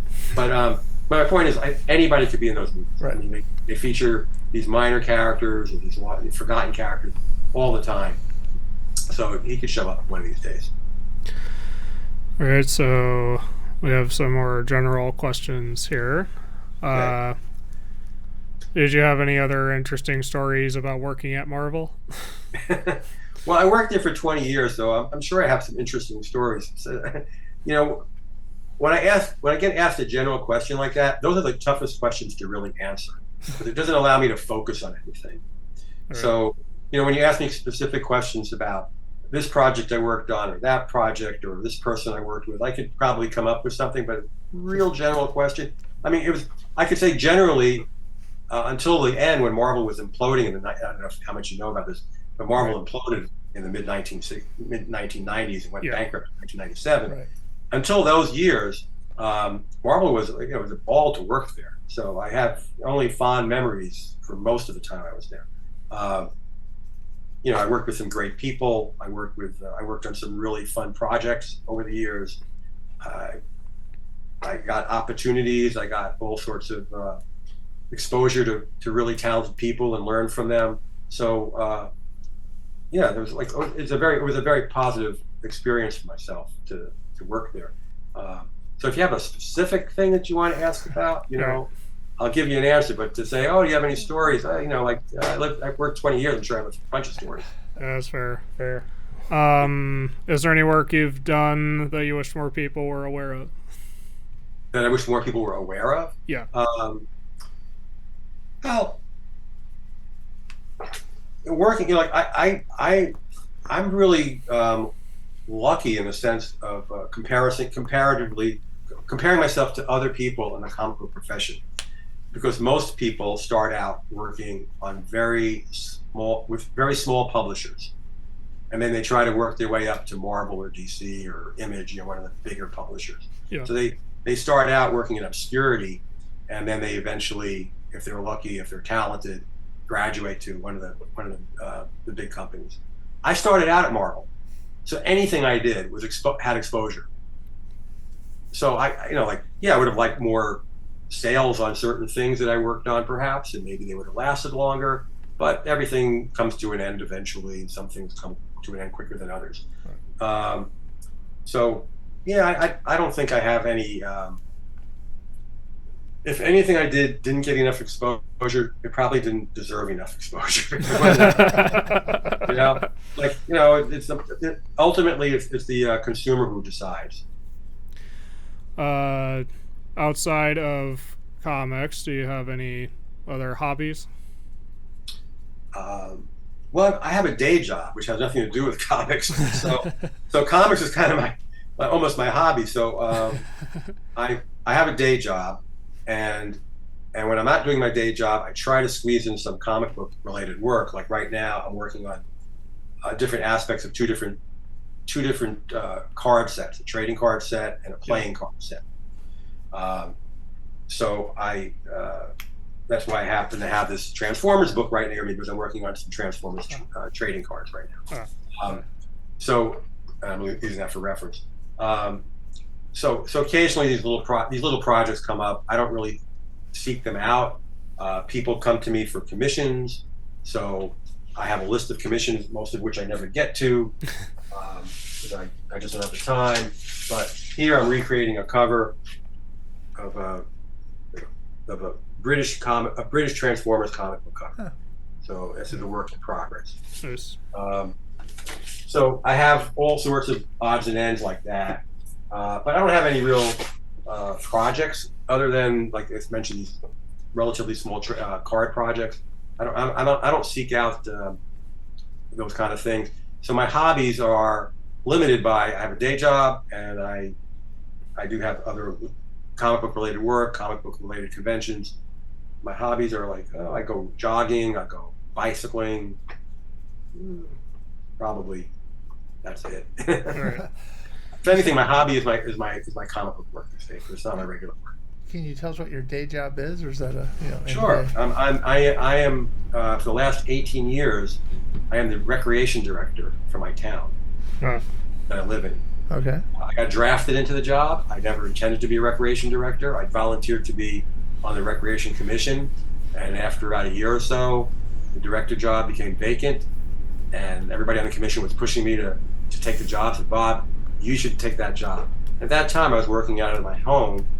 I was doing graphic design work for Scholastic mostly, Scholastic Publishing at that point. And so I was already working out of my home. I was already here in town. And I said, okay, so I've been doing that day job for 18 years. So like right now, I'm in the middle of summer camp enrollment. We already have well over 2,300 registrations for different programs for the summer. Wow. And we have a small town, like about 7,300 people, but it also take from other towns too. Well, yeah. I'm planning our summer party in the park, which is the last Tuesday night of the last Tuesday evening of June. Uh-huh. By our first free movie of the summer. So we do an 8-week summer movie program. So I'm planning the movies. Wow. I'm planning our 5K race in October. Got to plan that way ahead of time. So I just did the design for the T-shirt. I do the T-shirt design every year. So I get involved in a lot of different things being recreation director. I'm able to pull in some of my design skills and writing skills and so on, and organizational skills and doing all that. And it gets me very involved in my town, my community. What town are you in? Fanwood, New Jersey. Okay. Yes. Right. Right. Oh. So We always ask our guests. Yes, listening. Go ahead. all right. I'm going to show you the design, but Okay, sure. All right. if I could find it here, it's in this file. Go ahead, ask the question. Oh, Yes. Here it is. The design for the for this year's 5K race, Family 5K. oh. Pizza run. Well, that's So cool. last year we did our first pizza run, and our registrations increased 253%. So is there pizza at the end of it then? Of course. Okay. We got pizza. Wouldn't want to cheat them. After doing all that work and running 3.5 miles, It's just an empty pizza, that'd box. be terrible.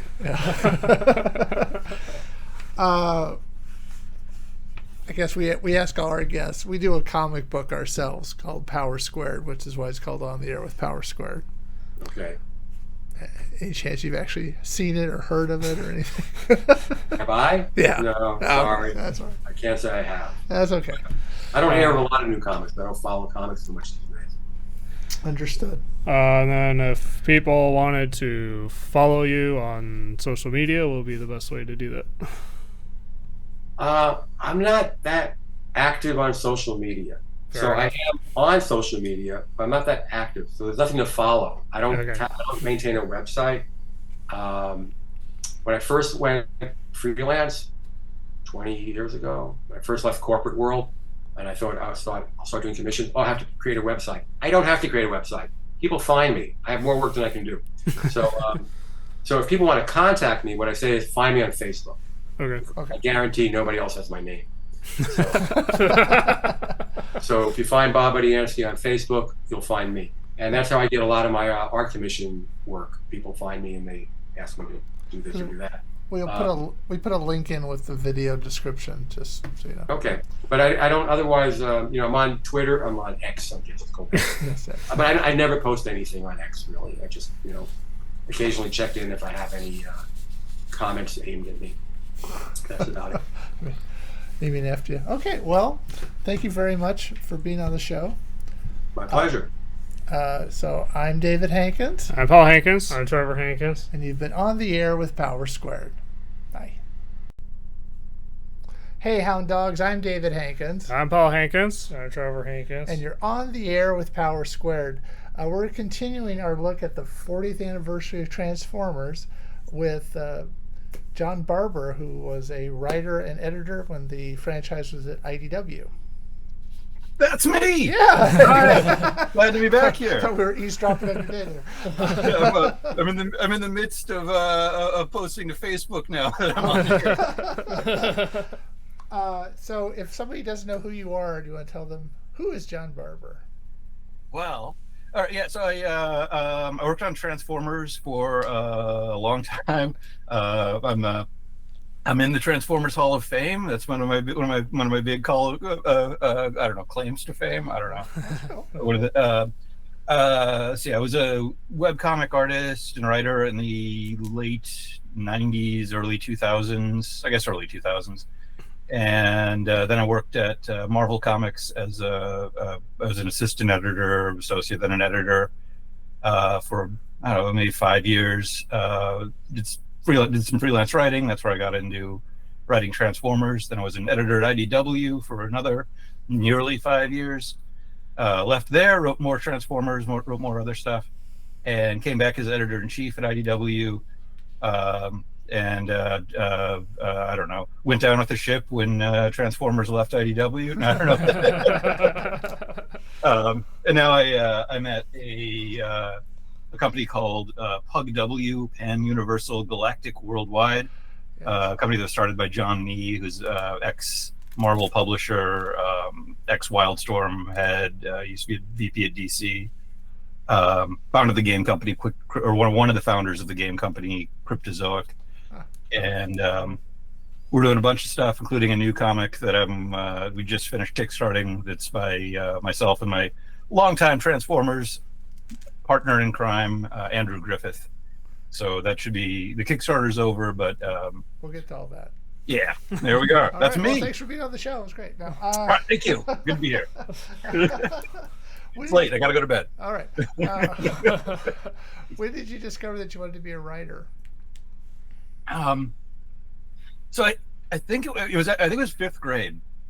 I actually remember that. It was Mr. Gardner's class at Juarez Elementary School in Anaheim, California.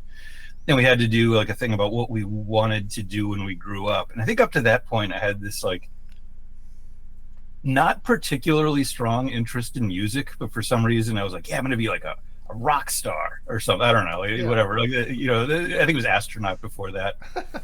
But that was when it really kind of it became like it was clear that was the thing I really liked. Like I remember Mr. Gardner wrote these poems about everybody, like just like 2-line poems, whatever. And his was that like, wouldn't it be fine? I don't remember the whole thing, but I remember like, wouldn't it be fine if you wrote Star Trek #9? Because I was into Star Trek at the time too. Well, I mean, still am, but so yeah, that was probably it. And then I actually really shifted more in like middle school and high school to want to draw comics, and that was like really my focus, along with the writing. Like I wanted to be like a self-publisher. I wanted to be like, I mean, not the part of it people remember him for now, but I wanted to be like Dave Sim or something, of like right. Just publishing my own comic and just doing my own thing. And that was really appealing to me for a long time. So yeah, I don't know, fifth grade. So was that like 11 years old, something like that? Okay. Yeah. Are there any creators that inspire or influence your work? Just me. No, of course. Yeah. I wake up, I'm great, and then I just keep going. Yeah. I keep waiting for somebody to have something with the depth and clarity of my own writing. So far. No. Yeah, but I mean, of course, there are. Who are my? I mean, in comics, it was like some of the usual suspects from people my age. Alan Moore, Frank Miller in the 80s. When I was in like high school, I was really inspired by Paul Pope, who was like publishing a lot of he was publishing his own stuff. He was like one of the self-publishing people, but he was kind of an unusual one. So I always liked his stuff. I've been thinking about this a lot because I just reread the short story collection Burning Chrome, but William Gibson was like one of my favorite authors when I was in middle school, early high school. So like that was definitely somebody that like influenced my thinking on writing about science fiction-y stuff. Oh man, I mean, too many to mention. Who am I? I mean, I'm leaving out like so many people. Like Katsuhiro Otomo and like Akira. That was a big impact on me. Yeah, I mean, I've read a lot of comics. I try to read a lot in general and watch movies and stuff. I mean, I'm terrible at that now, but I've got a 5-year-old, so yeah, what am I going to do? Be a parent. Yeah, right. The whole worst, am I right? No. No, not at all. He'll hear that someday and go, he doesn't love me. Oh, they hear it all the time. I'm just kidding. No.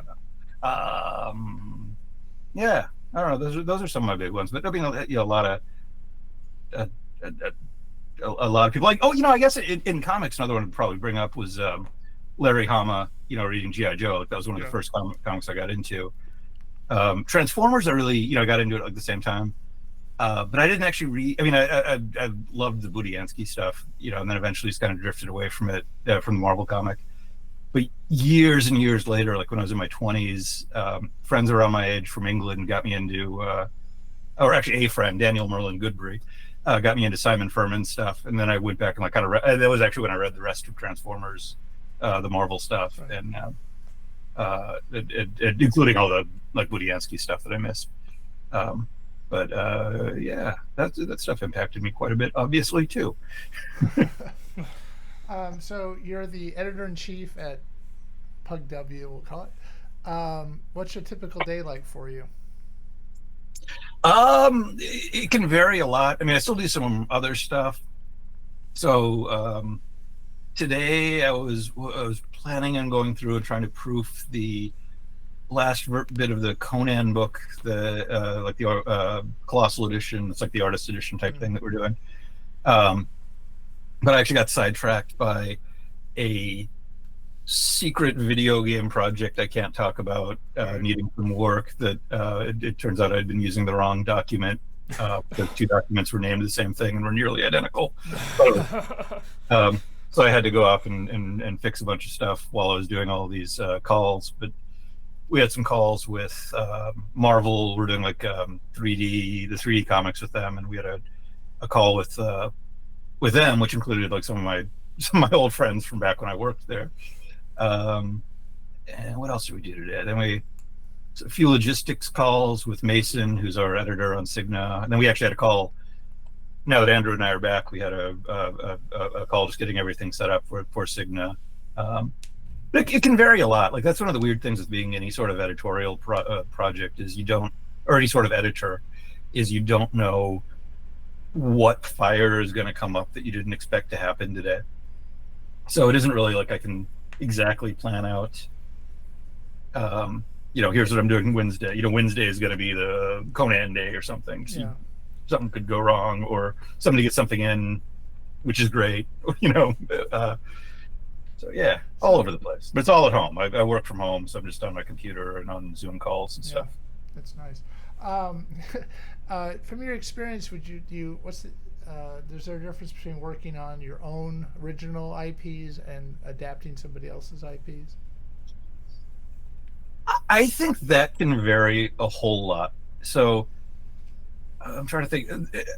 At one point, I did some writing on an online Ultimate Spider-Man comic for Marvel, and it was the what was this, like maybe 8 or 9 years ago, maybe 10, I think less than 10. And the Ultimate Spider-Man was a cartoon, not the Ultimate Spider-Man comic book. This is like, it was Peter. I think Miles existed in the Ultimate Universe, but anyway, this is based on the cartoon. So like that, right. You're prescribed into like, this is the cartoon version of Peter Parker, and this is all that, you have to match the version of the IP exactly on that. And to me, that's different than what we did on Transformers, where we were, using existing characters, obviously, and obviously Transformers has a huge legacy before and after us, but we had a lot of freedom to tell our own kind of stories, and that doesn't feel that different to working on my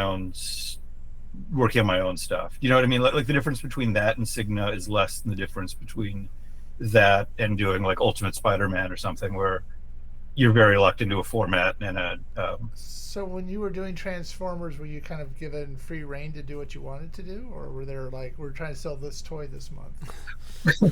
Well, I didn't have to deal with that stuff. Certainly not the way Bob Budianski did, where I think at that point the comic was really a sales tool for the toy. Yeah. Whereas like in the era that I was working on it, the comic is a brand extension of the toy. Right. Hasbro especially then was really getting into the idea of being a media company and not just a toy company. Right. No. That also, like they were a toy company that also did media, but they were kind of making more of a push to and I actually don't know if that's where they are now. But there was more of a push to be more IP driven or more story driven and stuff.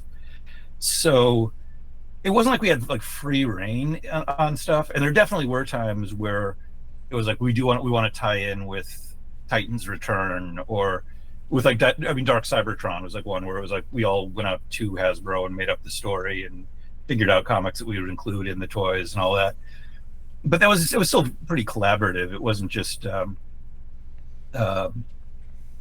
wasn't like this. I remember when I did go back and read some of the Simon Furman stuff, and I'd missed, I'd read it out of order, so I read some of the Simon stuff. I remember Optimus Prime getting shot, and then a guy fell out of his tummy, and I'm like, what? What was Bob having to write? I mean, like how was he having to twist that around? So there tended to not be that kind of stuff. You could find like a point here and there. Like during Dark Cybertron, I remember we had to have Tankor appear because that was going to be one of the toys. But we introduced the wrong Tankor earlier in the series.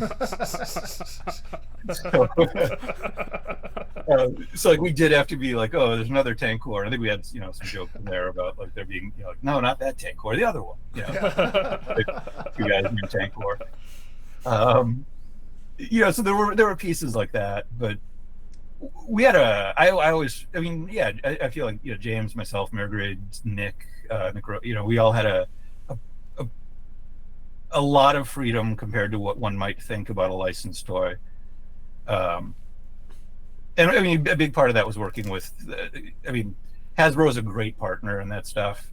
Michael Kelly at Hasbro remains one of my best friends. And he's somebody that was running the publishing side of stuff, but he had a very good sense of story as opposed to just a sense of unthinking brand discipline. If that, I don't know if that's all the right words, but like he wasn't just going by some guidebook. He was like, this is a thing that would make the characters richer and more interesting. And most of the time when notes came from him, they were great notes that I was happy to get because it was like pointing out something that I hadn't thought through, or a good story point, or something that opened up more storytelling possibilities. So yeah, we had a. I have no complaints about the amount of freedom we had. We had a good amount of that. So speaking of Transformers, we did have some questions about your work on that IP. Yes. Let's go. Let's see if I can not choke, but let's go for it. So how did you become involved in Transformers? All right. That's another one. I do know that story too. Obviously, I knew Transformers when I was a kid, and you read the comics, like I said, and when Dreamwave got the license, I started picking some of that up, but I wasn't super locked into it exactly. But when I was at Marvel, we did a crossover with IDW with Transformers and Avengers. My good friend Stuart Moore wrote it. It's not my favorite Transformers or Avengers comic, but I think circumstances dictated that. But at the time, Andy Schmidt was at Marvel. He was an editor at Marvel, and he'd really wanted to edit that comic because he was a big Transformers fan, and he figured that's his one shot at editing Transformers ever. But he didn't get it. It was I think Bill Roseman edited it. But I was I was sharing an office with the assistant editor on it, Alejandro Arbona, and I happened to look over and notice there was like a 2-page spread where they'd mislabeled like Prowl and Ratchet. They switched the captions, and I mentioned that to Alejandro in case he didn't know, because I don't think he knew the characters that well. And Andy happened to hear that. So later on, Andy leaves. Andy goes to IDW, and Andy becomes the Transformers editor. And then when I left Marvel, he remembered that I knew Transformers and that they needed somebody to write some of the movie stuff. They wanted to change. I think Chris Mowry had been writing it, and they for whatever reason they wanted to change on it. So he had me pitch on what became a comic called Sector 7. That was kind of the lowest of the low in terms of what you can do, in that it was about the humans in the movie universe of Transformers. I just mean like lowest low in terms of like fan, Yeah. least fan favorite thing. Oh, what about the people in the Bayverse? But I had and the sales bore that out because we were a 6-issue series that turned into a 5-issue series. Yeah. But the work on it was good enough that I guess people liked it, and they asked me back to do the next round of movie stuff, and then I got to pitch on, and I got originally it was going to be 3 ongoing series, and then they decided not to do one of them. James was already going to do one of the series, so then I got the other ongoing series. And then Andy quit, and I was like, oh man, okay, my one editor, who's like giving me regular work, that just hired me for my first ongoing series, has left. But then he suggested that you could write and edit at IDW, so I applied for that job, and then that's how I wound up at IDW. So. So just because you knew character names enough? That was, yeah. I mean, it's one of those like ridiculous coincidences, Maybe I'm misattributing it. Like maybe Andy and I talked about Transformers, or when he got the job, maybe. I mean, I know I'd said stuff that like. It's a better story if he just overheard you. Yeah. That's a better story. Stick with that. Yeah. So the Witwikis were not a huge success. What? Wasn't the Witwikis the human characters in the Barber? The whole didn't even get to use any Witwikis in that series.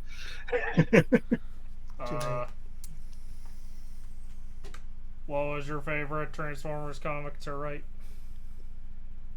Oh man. Or is that like asking who is your favorite child? Yeah, it kind of is. I mean, I think like early on it was really exciting. That was really fun, for like the first like 13 issue run or story for RID, when Andrew and I were just starting it, like that. The combination of kind of learning how to write the characters, learning how to write,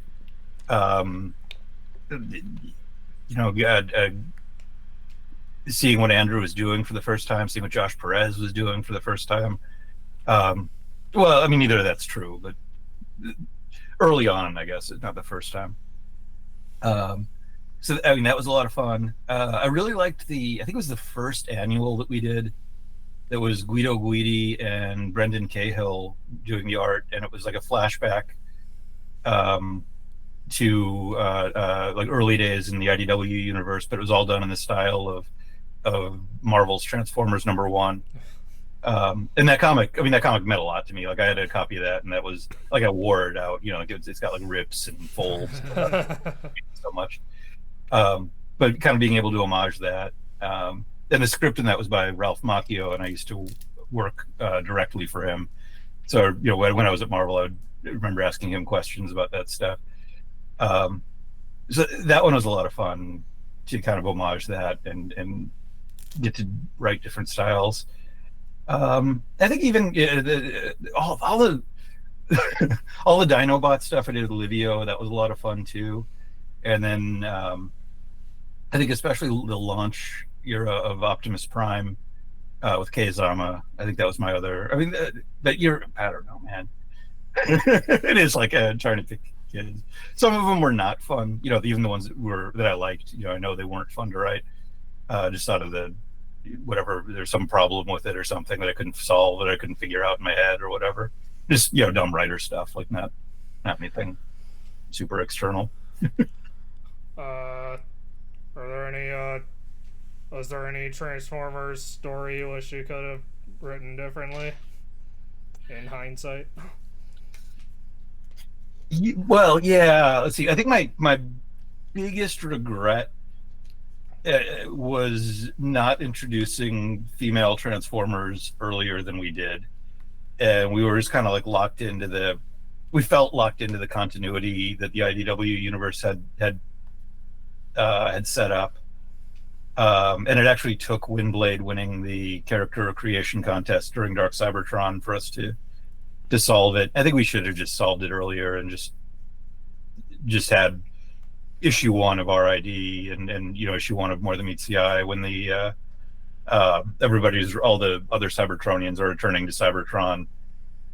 Look, a bunch of them are female Transformers. They're all, so I regret that it isn't a particular story. I'm sure there's a lot of stuff I'd do different on it, and I'm keeping these in my back pocket because they might come up later. But there are like 2 stories that I thought of later that I don't think can work on very many things that aren't Transformers. You know what I mean? Like it isn't like I can just lift this out and be like, oh, okay, here's the different things. Like the mythology of Transformers really weighs into it.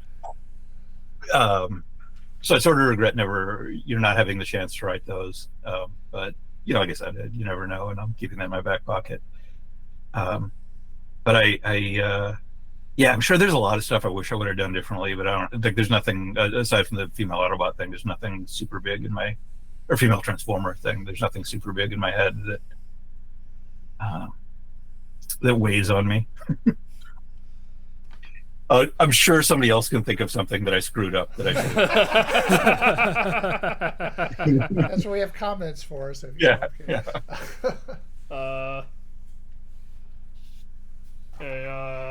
In our previous interview, I talked about how you were able to effectively maintain continuity and fill in plot gaps left in previous stories and like the G1 and live action timelines. From your memory, were there any plot gaps that were more difficult to fill in than others? Or is that too specific? No, that's a good question. I don't like. Mostly, like the way I sort of approached it was like almost like an archaeologist or something, where I was like looking at all the IDW comics and like making notes about them early on, and kind of figuring out that this is stuff that happened, and there was some stuff that contradicted or didn't add up. So there's stuff like making up the ancient headmasters being a whole different war than the headmasters later on. Or with like Galvatron, like some of the timeline didn't add up. I think the weirdest one, or the character that was written the most differently depending on who was writing him. The two characters with that I think were, one was Prowl, but I think all that more or less added up. Like he was either coldly logical or not, depending on who was writing it.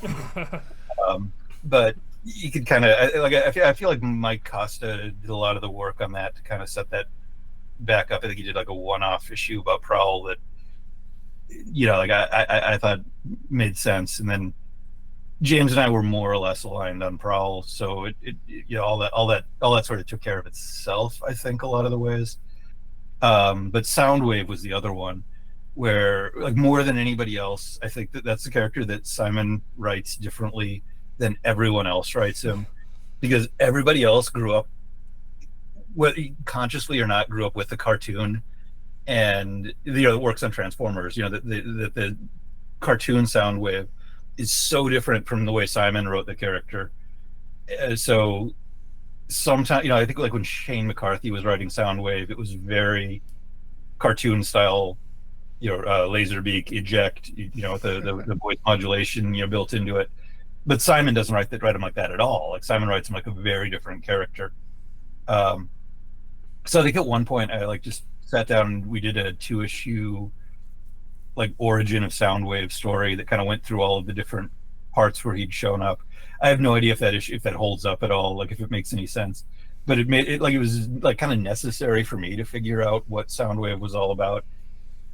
And then he's always one of my favorite Decepticons to write, because I thought he was so nuanced because of all those different takes on him that it kind of added like depth to him. And I've got a Soundwave T-shirt, and every once in a while my son will ask me, who he's into Transformers, and be like, who's that? Is that Soundwave? Is he a good guy or a bad guy? I'm like, it's complicated. You'll understand. How difficult was it to try and maintain continuity with other books running at the same time while also writing for Robots in Disguise and other promotional comics? Yeah, I'm sure we messed up on places, but it wasn't. I mean, it wasn't that bad because we all sort of had our own territories.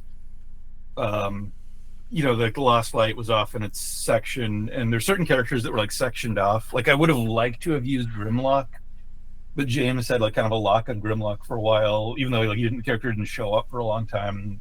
James always knew where he was, which is cool. I mean, it wasn't a fight or a problem or anything. I mean, the fact that I was editing the other books helped.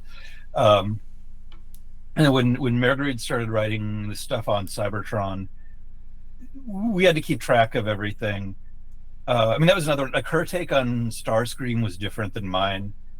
So I don't think that created like a continuity, like a fundamental continuity error. But there are times where it's implied that Starscream did things more ruthlessly in the comics that I wrote than Margaret was writing Starscream is doing in the comics that she was writing. I don't know if that's a straight up continuity error kind of thing, or if it's just you can kind of take your pick as to which one's the truth, in the sense that, like, you, did Starscream try to kill Thundercracker, or did he not? There's you could depending on which version of the character you think was the right one, maybe that's the answer. Maybe Starscream doesn't know if he really did it. You know what I mean? Like, maybe I sort of think there's some things like that where Starscream probably told somebody to go take care of this problem and didn't specify how to do it. So his hands are probably more clean than it implies in the comic I wrote. So it fits in with Margaret's. But like those are all things we were aware of. It wasn't like that slipped up on us.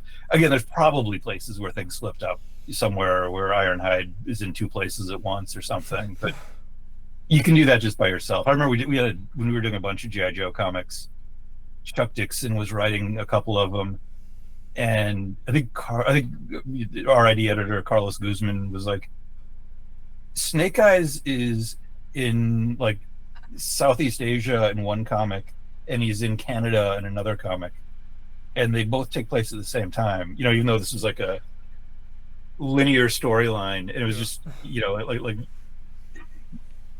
that many characters, things get messed up that way just by yourself, even for a veteran writer who knows that stuff. So I'm sure we did mess up stuff like that, but I mean, we definitely talked a lot. We shared stuff around. I felt like it was very, between the three of us and Nick when he was in writing stuff, and anybody else that came in that wrote other stuff, we were pretty free with sharing each other's ideas and bouncing stuff off of each other. I always felt. I hope everybody else felt that way too. There was a kind of collaborative environment on that stuff. Was there a difference in difficulty between writing something like the comic formerly known as Robots in Disguise, where you had more creative freedom, versus something like Angry Birds or Chick Hydrobot, where you had to like promote something? Well, yeah, I actually like the Angry Birds one was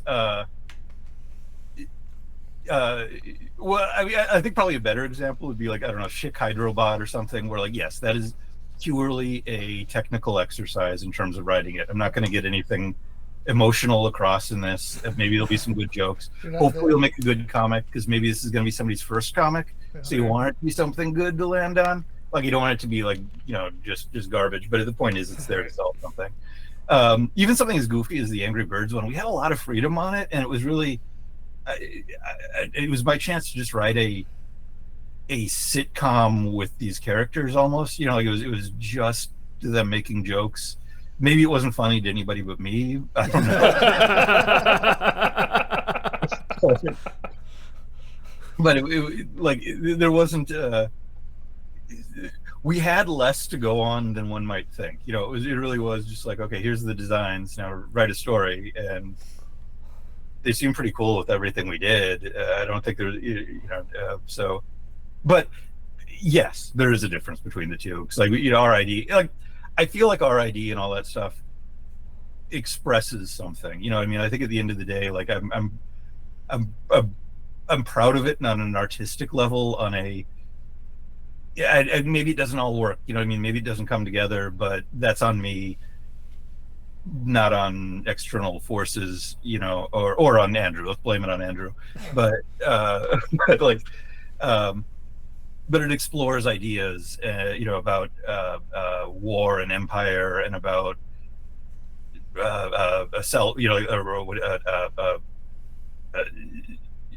people changing or not changing, and I think it's that whole run is a big novel in my head, where the thing where it's like, oh, you're gonna do 4 issues and it's the Angry Birds get turned into Transformers and it's goofy, silly fun. That yeah, it definitely is different. Sometimes it's different muscles, but I I prefer the stuff that's maybe more open on it. But I had a good time writing that Angry Birds comic. I thought it was, like I like that Angry Birds comic more than I probably should for something like that. Especially, I don't know, when you go into that world. Like Angry Birds was so big right around then, and is not anymore. Yeah, in like a kind of stunning way, But like I still like that one. I wish that was around. Nobody's ever going to reprint that, right? Like it's gone forever. Keep your copy. Yeah, exactly. We might have asked you this question. I don't remember if we asked you this question before, but do you have a favorite character? My favorites were or are Prowl, who I mentioned before. Like that was my first Transformer that I got. That was my first one. I was an adult working on Transformers before I realized that he was not one of the major characters on the cartoon when I was a kid. Like I just sort of edited him into being like one of the main guys. It was really this like awakening of like, oh, he was just like one of the background characters in that show. It was Optimus Prime, Bumblebee, and Grimlock, wasn't it? Or whoever. But I liked writing him because I liked that he was essentially, I mean, he was on the side of good, but he was willing to push what you would do in order to do that, and having him up against other characters like Bumblebee who wouldn't do that, who wouldn't cross certain lines where Prowl certainly would. And he really, he reminded me of the character Avon from Blake 7. You ever saw that TV show, the old British show? He was a much more ruthless than Prowl was, but like sort of this ruthless good guy. Loved writing RC. She was probably my favorite character, especially as she started to sort of evolve and become more interesting or more nuanced, as opposed to just the killing machine in the beginning. And I think like the way she would like sometimes say, the way she would think about things or say things that she was thinking in a weird way, like that's definitely a thing I kind of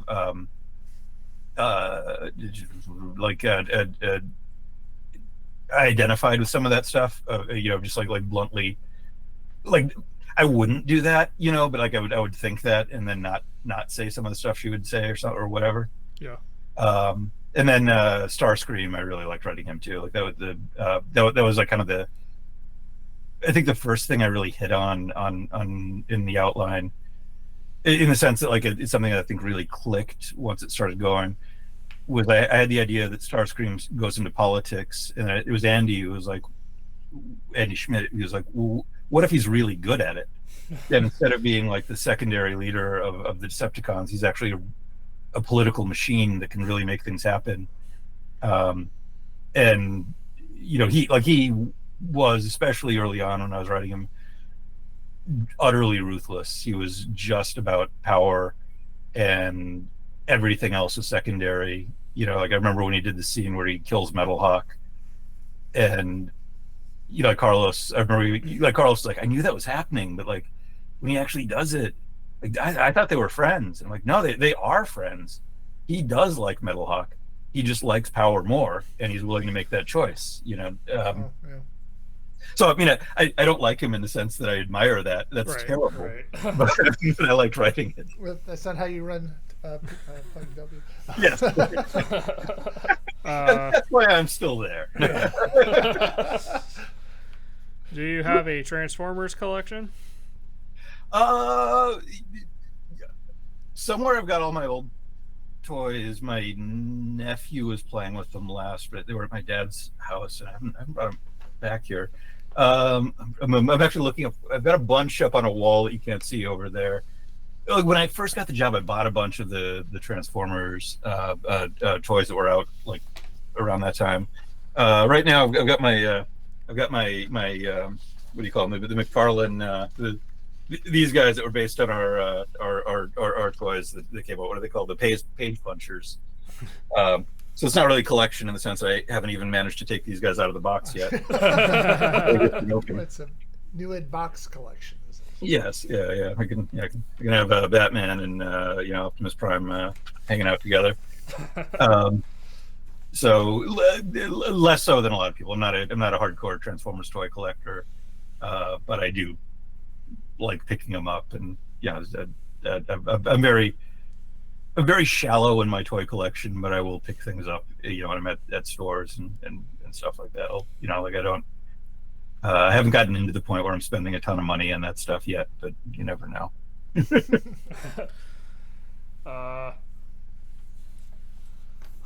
So you went from being a fan of Transformers to officially contributing to it, and now back to seeing it from a fan's perspective. Yeah. What was that experience like for you? That really was funny. That's when Void Rivals 1 came out.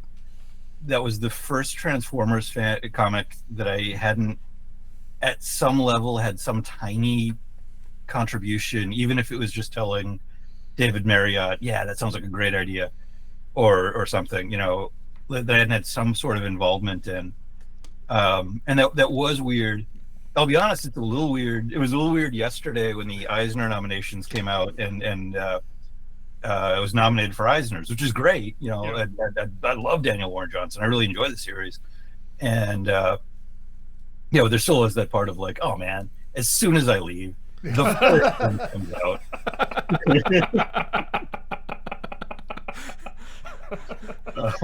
When we were talking to Budianski, he was saying, he's not really a fan. That was just a job for him. Yeah.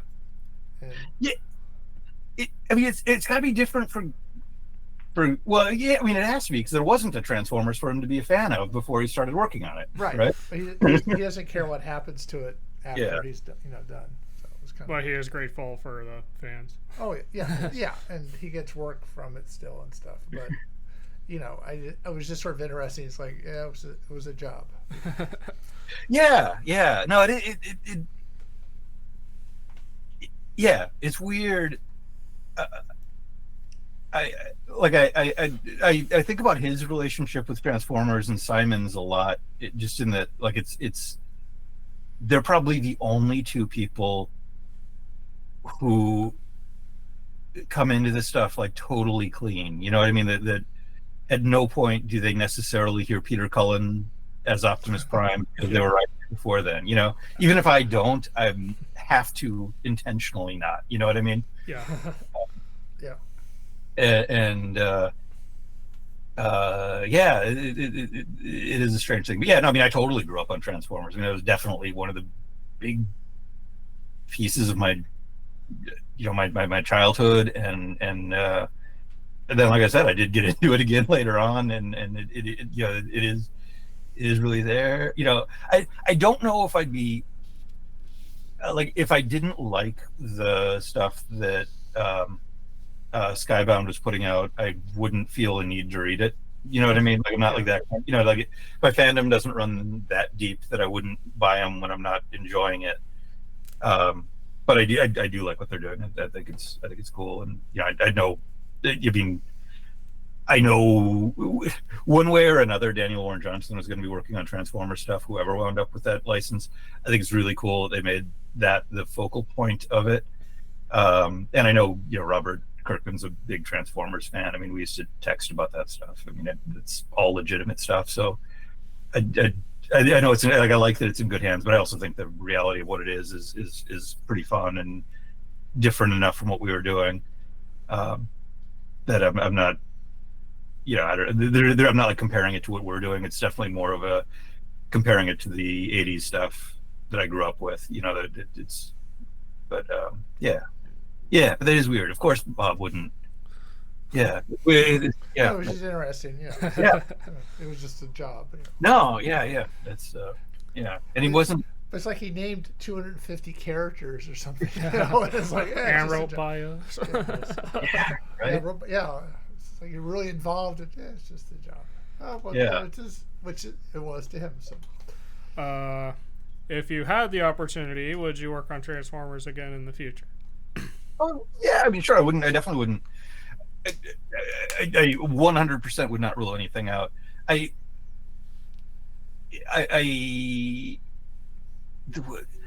a lot of times when people come back to things that they did, the second time is not as good, and I'd be aware of that, and I'd want to do something, at least interesting or different on it. And there are counter examples. I mean, like Peter David's second run on X Factor was better than the first one. I think, I think it was a better comic, even though I really liked the first one. But there's a lot of times where that doesn't happen, and you just wind up with stuff that's less interesting. But I mean, like Simon keeps coming back and keeps writing good stuff. So, yeah. So yeah, no, I absolutely wouldn't rule it out. And I like the characters. I'd love to, sure. But I'd want to be. I don't know. I guess this is a stupid thing to say. I try not to do it badly. I mean, what am I trying to get at?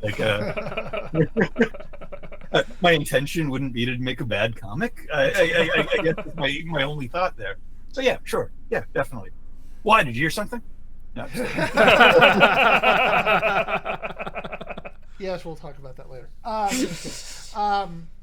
think the last time you were on the show, which we had you kidnapped for a couple hours, you were the editor-in-chief at IDW.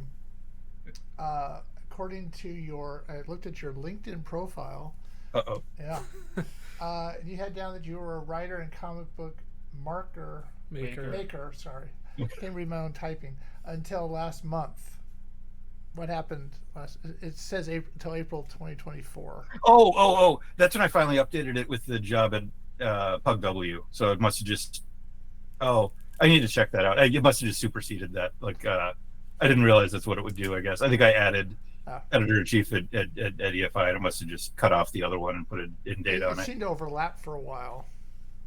Oh, the reality of it did, but like there wasn't the presence of Pug W on LinkedIn until like a month ago. This is no motivation behind it. It was just like we didn't have that up. Then finally it was like, we should put up a Pug W LinkedIn profile. Everybody there should probably link up to it, and I did that. And I guess I didn't realize it was going to make it. I'm still working on comics. I'm not the editor at LinkedIn. I'm just still working on comics. I didn't think that would make it look like I didn't do that. Yeah. Before we get to Pug W, we did talk to you at the last Comic-Con, and you were working on a book. Was that what Cigna was? You were working with a friend, somebody you'd worked with before on a book, or you were trying to, or something. Was I vague about that? I don't know. Was that last Comic-Con? I'm surprised it wouldn't. Yeah, no, I didn't. I wouldn't have meant to be cagey about it. I probably would have told you guys about it. You say you send us a copy, but anyway, it's okay. Oh, I bought Cigna through the. No, I can send you a PDF right after this. Fine. I'm sorry. I did that. You know what? I did that with David Marriott too. I worked with former Transformers editor, or I think longest running Transformers editor, David Marriott. I work with his mom at Pug W. She works here. She was a longtime comic book person, and so was his dad. So like she was like, I just want to pass this on for my adult son, who said he didn't get a PDF of Cigna. And he was joking, like I talked to David. Yeah. But I was like, what are you talking? No, I sent that to him, and I realized I'd like send it to his IDW address, and he's at Boom now. So I'm not asking for a copy, but you were. No, you did say that you were working on something. Yeah. I didn't know if that's what Cigna was or not. I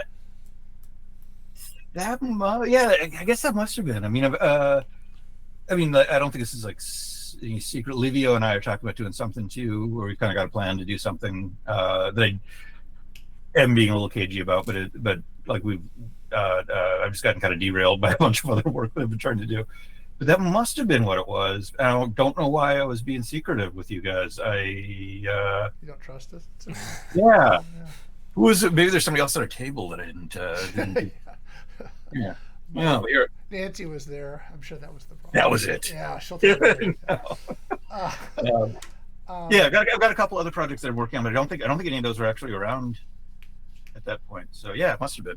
Unless it was like trying to be vague about some Pug W thing that we hadn't announced yet. I honestly don't remember the details. I just remember you were saying you were working on something. Yeah. Yeah, so I'm sure your experience at IDW and Marvel was interesting. What interested Pug W in you? What interested you in Pug W? Well, let's see. So when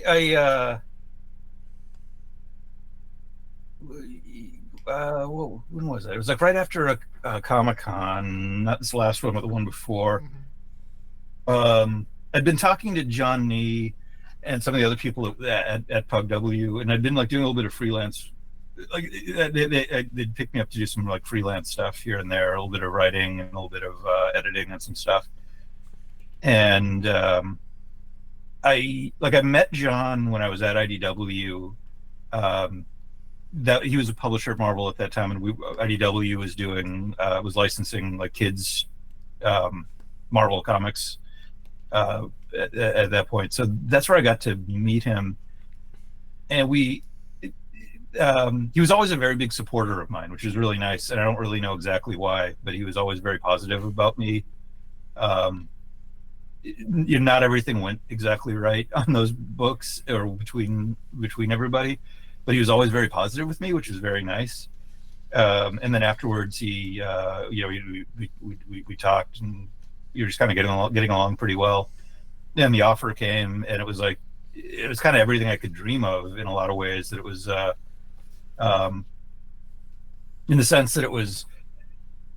To get into the sort of the nuts and bolts on it, like I'm like technically freelance in that they're paying my corporation and not paying they're like not doing like insurance and stuff. But I've always been on my wife's insurance, even when I was at IDW, even when I so that part worked out really nice. I think it's okay to say that publicly, right? Like there's nothing wrong with that. It's all above board. But no, sorry. So like that part worked out nice, and the idea that I could work on the stuff there but still do my own thing was really cool. And I also really like the there's like 6 people that work there, like it's really small, like it's a really small group, and we're like John has like a network of companies, so we have the affiliation with some cryptozoic stuff, and there's a little bit of cross-pollination on some of the projects. So like that part's cool too. But just the idea of being at a place where there's a handful of people all working to make stuff, and not a lot of the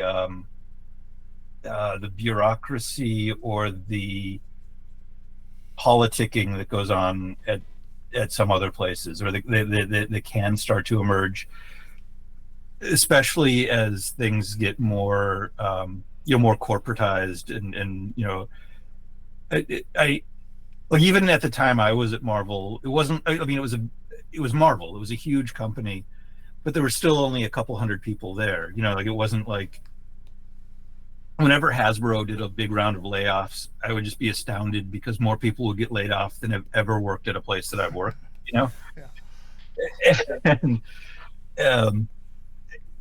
And that, that part of the thing where like there's a regulation for when you can have a window in your office or something, like that doesn't really appeal to me. Like I like the sort of free flowing, well, here's what we're going to do, kind of thing. And there need to be limits on that, because it can definitely turn toxic. But given the small number of people and the fact that we all kind of, well, we didn't all know each other, that's not true at all. But the small number of people, it I don't know, it's just it's fun. It feels scrappy and cool, and I don't need to leave my house. Oh, that's nice. I don't need to put on shoes. Am I wearing pants? Nobody knows, Let's not find out. No, I am. I want to be clear. I am in fact wearing pants. Back to it. That's good. The website for Pug W. Who named it Pan? I don't think I can say, but it's somebody that works there has a sense of humor about it. There was it's meant to be a little, it's meant to be fun. It's meant to be Hitchhiker's Guide to the Galaxy-ish. Okay. It kind of reminds us, I don't know if you've ever seen the movie Mystery Science Theater 3000, when they had the movie and they were watching, it was said Universal International, and isn't the fact that it's Universal make it international? Right. So you're Pan Global, Pan Galactic. Yeah. Pan Universal Galactic, worldwide. It sounds like there's this plan to do a lot of stuff, because it says you're into custom publishing, talent consulting, creating the best comics, games, prose, art books, RPGs, and more. It sounds very ambitious. Ambitious is the word I was looking for. Yeah. But on your website, there's like 3 things.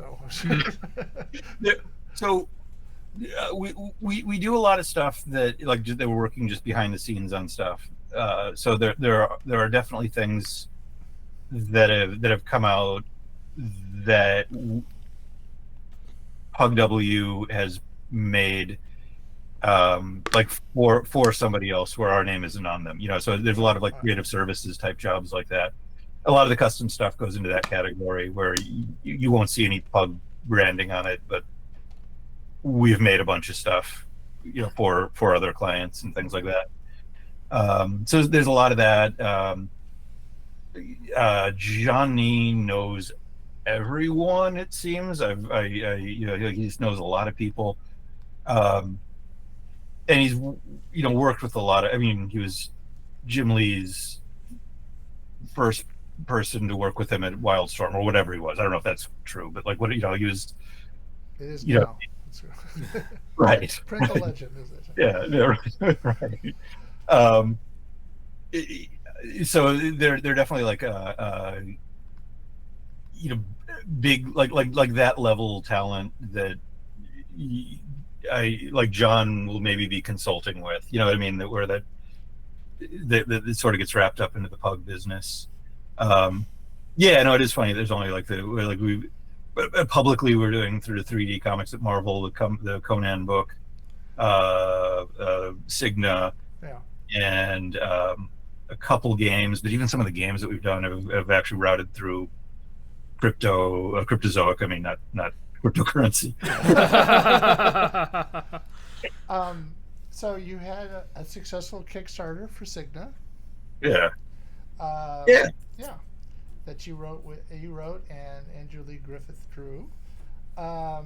You two worked together in Transformers. What was it like working with him again? Awful. No. Andrew's a. We have a special guest. Andrew's on the show now. Oh no. Andrew's not here, is he? Yeah, he's not listening. I loved it. Andrew and I we always kept talking to each other. Even when we weren't working on stuff. So no, it's really good. I scripted it. We work really closely together on the plot and on the story of it. It's much more collaborative story wise than any sort of typical writer artist division or something. I also draw all the good parts. Again, Andrew's not here, right? Right. Draw all the good parts.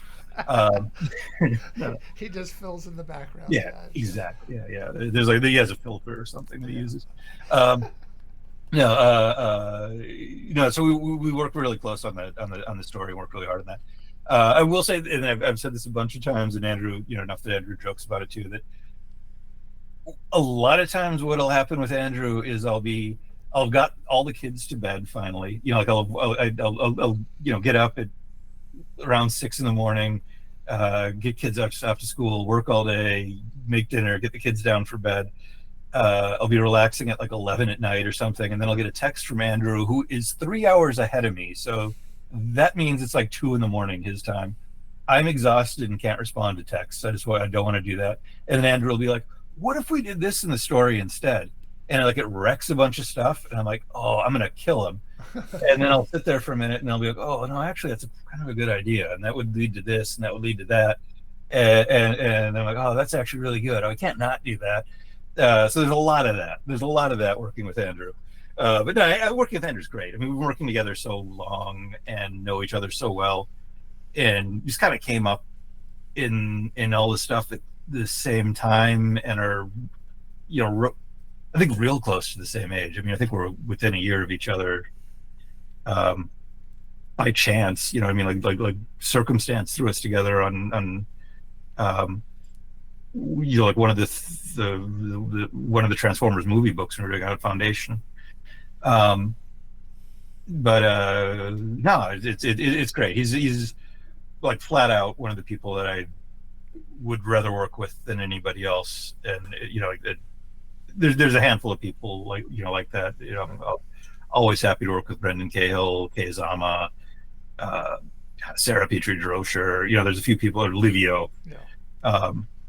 I'm probably forgetting somebody really who's going to be really offended, but I don't mean to. But again, yeah, it's a constant. You know, it's always great. Andrew's art stepped up, I think, on this book, and I really like Rhonda Pattison's coloring it, and I think she brings out like some qualities in Andrew's stuff that you just haven't seen. Not haven't seen, but just that she highlights the stuff just right, and there's no. I don't know, you know, like coloring can make things look wrong, you know, like not just like be the wrong color, but it can make things look the wrong shape. You know, especially going into like faces and stuff, and she gets what he's doing and just enhances it. So I think it's the best looking stuff that I think it's the best looking stuff he's ever done. So you want to tell us what Cigna? Want to tell us a little bit about it? Yeah, it's so it's in the future, a couple hundred years in the future, and in the story, 100 years ago, there had been a devastating war, at the end of which mysteriously the sun has turned into a red giant, it's like a billion years off of the sequence it should be, and there's no faster than light travel. There's no mystical portals to other parts of the universe. So the grandchildren of that war are probably the last generation of humanity. You know, the Earth is uninhabitable. They've moved off and they're in the asteroid belt and other places. But the sun's going to simultaneously cool, but also expand enough to burn things or freeze things. Like it's just the habitable zone is disappearing. But a young woman named Ketna Vora finds a war mech from that war, and it talks to her, which isn't what she's expecting, and it suggests that there might be a way to save the world, or save what's left of humanity, or save what's left of the solar system. But the real question is, for who? Because that war was fought against machines, and whose side is this machine really on? Yeah, so it's mecha action. It's in a lot of ways kind of a Transformers, Star Wars-y kind of mashup. But there's kind of play in with a lot of stuff from like The Expanse, kind of like that. Not like that became an influence on us, on me anyway. And I don't know, like Martha Wells books, like the Murder Bot books that she does. The kind of AI intelligence, like not in the sense of like stealing people's art online, but like the part where you're going to have to, like where machines will get to some point where you do have to kind of deal with them being as smart as people, and there's all stuff that we're interested in. Is this a one shot, or is this a series, or? Oh no! It's a 6-issue series initially. The one that we kickstarted the first volume. The Kickstarter edition is like a deluxe, not going to be anywhere else, hardcover version of the extra length first chapter of it. But the whole series, the whole initial series is going to be 6 issues. We're plowing ahead on that. We're working on the rest of it, and it will be available in comic book stores. probably by the end of the year, but we want to make sure we're far enough ahead. Yeah. Andrew did a issue of Godzilla, she couldn't pass up because it was cool. But that, that slows us down on Cigna and everything. But yeah, it's great because Godzilla's pretty great. So when's the Kickstarter going to be fulfilled, as they say? I think we should be by September, I think is what we're shooting for. We literally just had a call about that, strategizing everything, but we'll give the first issue. The comic is done. We have the back matter stuff, some bells and whistles to add to it, but we're fulfillment emails should be going out next week. Andrew, like I said earlier, or was it before we were on? Andrew and I both happened to go away right after that. He went to a convention in Switzerland or something, and so we're playing catch up and realizing we'd forgotten to send emails to everyone. But that's written in dates. That's for suckers. Yeah, we just took the money and ran. What there is no Cigna. It's just there was a 3D cover option which I took. Oh, cool. And at the last Comic-Con, you were, and I think Pug W was part of a 3D. Yeah. So is that a big push at Pug W? Yeah. Well, our first, the first thing that'll actually come out from us, I think the first thing that'll physically be in stores is going to be one of the Marvel 3D comics. We're working with Marvel, and we're doing 3D editions of classic Marvel comics, or older, classic. The first one's going to be New Mutants '98, which was the first Deadpool. We've got another Deadpool. We'll do the next one is going to be the Circle Chase, the Joe Mad, the first Deadpool solo issue. Obviously, both of those timed around some movie or other that's supposed to be coming out. This I've heard about it. So you are also involved with, you mentioned the Conan Barbarian Colossal Edition, which is also on the website. Yeah. What's your involvement with that? You're editing it, or? I guess based on the credits, I'm co-editing it with Ian Chalgren, who's our designer, who's amazing and did an incredible job putting this thing together. And he's actually he made a discovery about some of the pages we had that a thing we thought was turned into a book and record later was actually a book and record first. So he's fixing some of the attribution on the pages right now. But it's kind of a kind of work with him. I mean, it's all existing art, so it's not like I had anything to do with any of that stuff. And I mean, really, Ian came in as a designer, and most of my contributions to his designs have been, so they're paying you a lot to do it. That's great. So that was funded, or is being funded through Zoop. Yeah. Which I've never heard of. What is Zoop? Okay. Zoop is another crowdfunding platform. It's essentially a Kickstarter kind of thing, but it's specifically made for comics.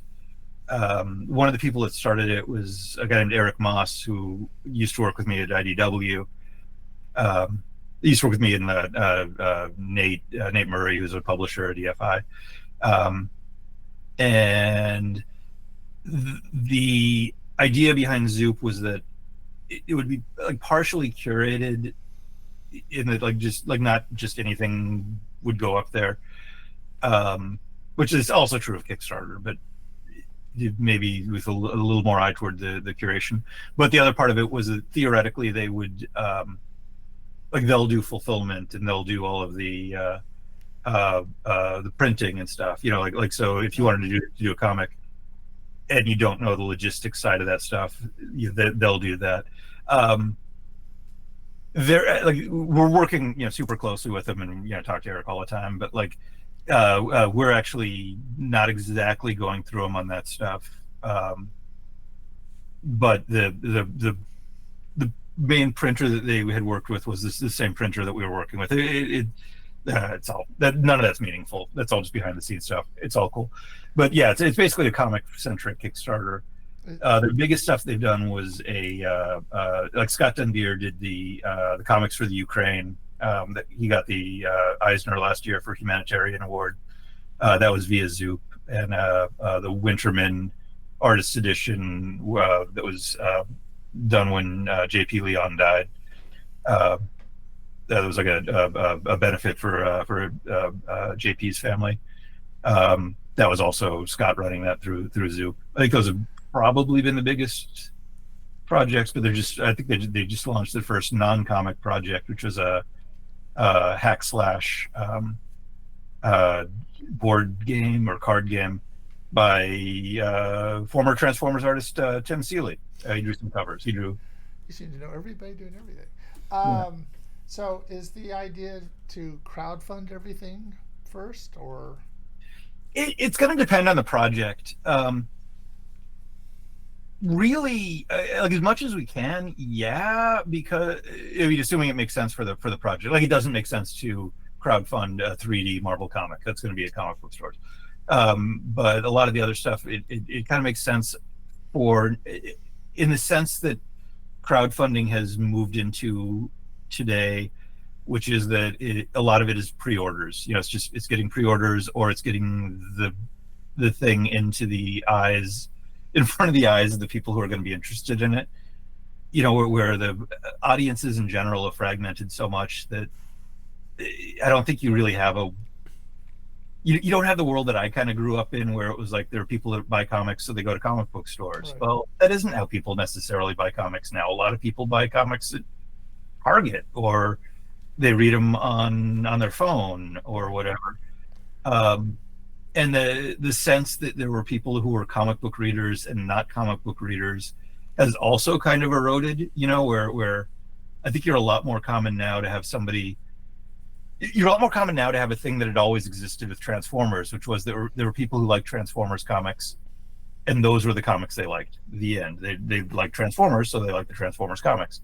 And I think a lot of stuff has shifted into that, where it's I don't know, if you like tennis, you might want to buy a tennis comic. You don't want to go to a comic book store. You don't want to be an expert in comics.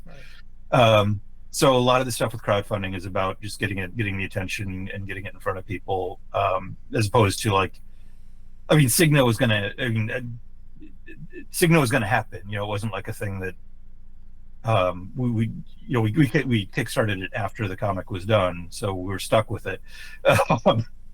But it was a good way to get it in front of people and get eyes on it, and hopefully get people excited about it and get a good book to people. Are you trying to then do everything through Zoop, or are you gonna? It's going to depend on the project. On the project, yeah. It made sense to us to do Zoop through there because they had successfully done an artist edition, so it seemed like a place that was a good home for that, and that maybe people that paid attention to Zoop might want another one with the Conan one. But it's case by case. I mean, they're certainly like working with them. Okay. Yeah. We don't need to meet new people that way, which is ideal. All right, so I guess a couple general questions. Okay. I've asked one or two of these before, but is there any advice you'd give to a prospective writer or editor? Yeah,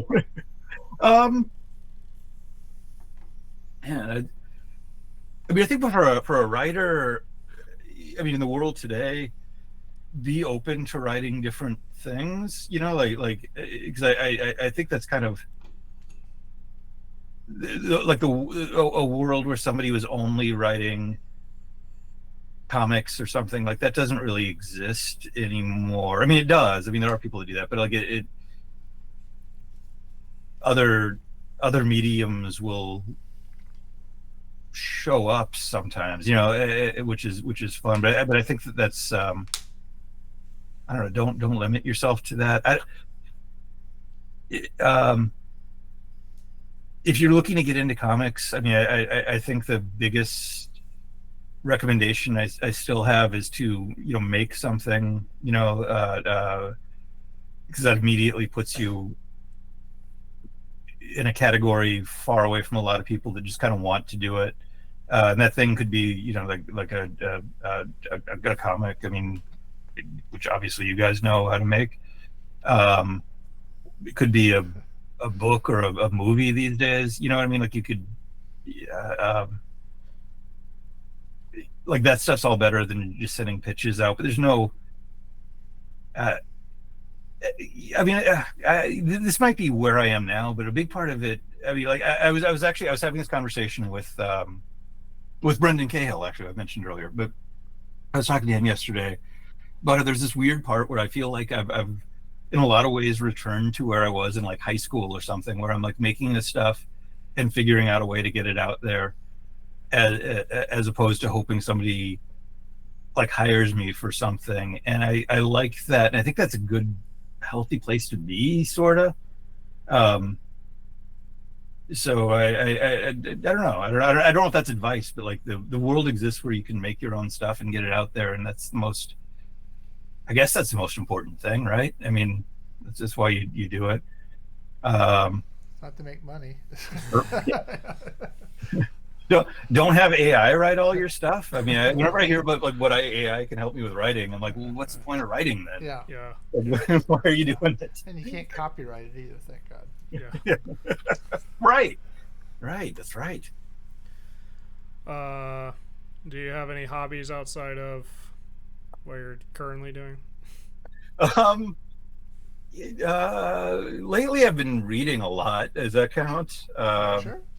Yeah. I like video games. I was super into video games for a while, and then kind of this sounds silly and illiterate sounding, but like I got really into reading again a couple of years ago and started reading a bunch, which really ate into my video game time. Not that I have anything against video games, I still enjoy them, but like there's only so many hours in the day. Yeah, exactly. It's a big problem. We got to fix that. Yeah, I know. Hours. Yeah. I don't know. Having kids isn't exactly a hobby, but it certainly eats up the time in a fun way. I like, I love going out and doing fun stuff with my kids. My son just bought a plastic. Went to the rummage sale and he got a plastic baseball bat for 50 cents, and then we had to spend like $10 getting plastic balls because.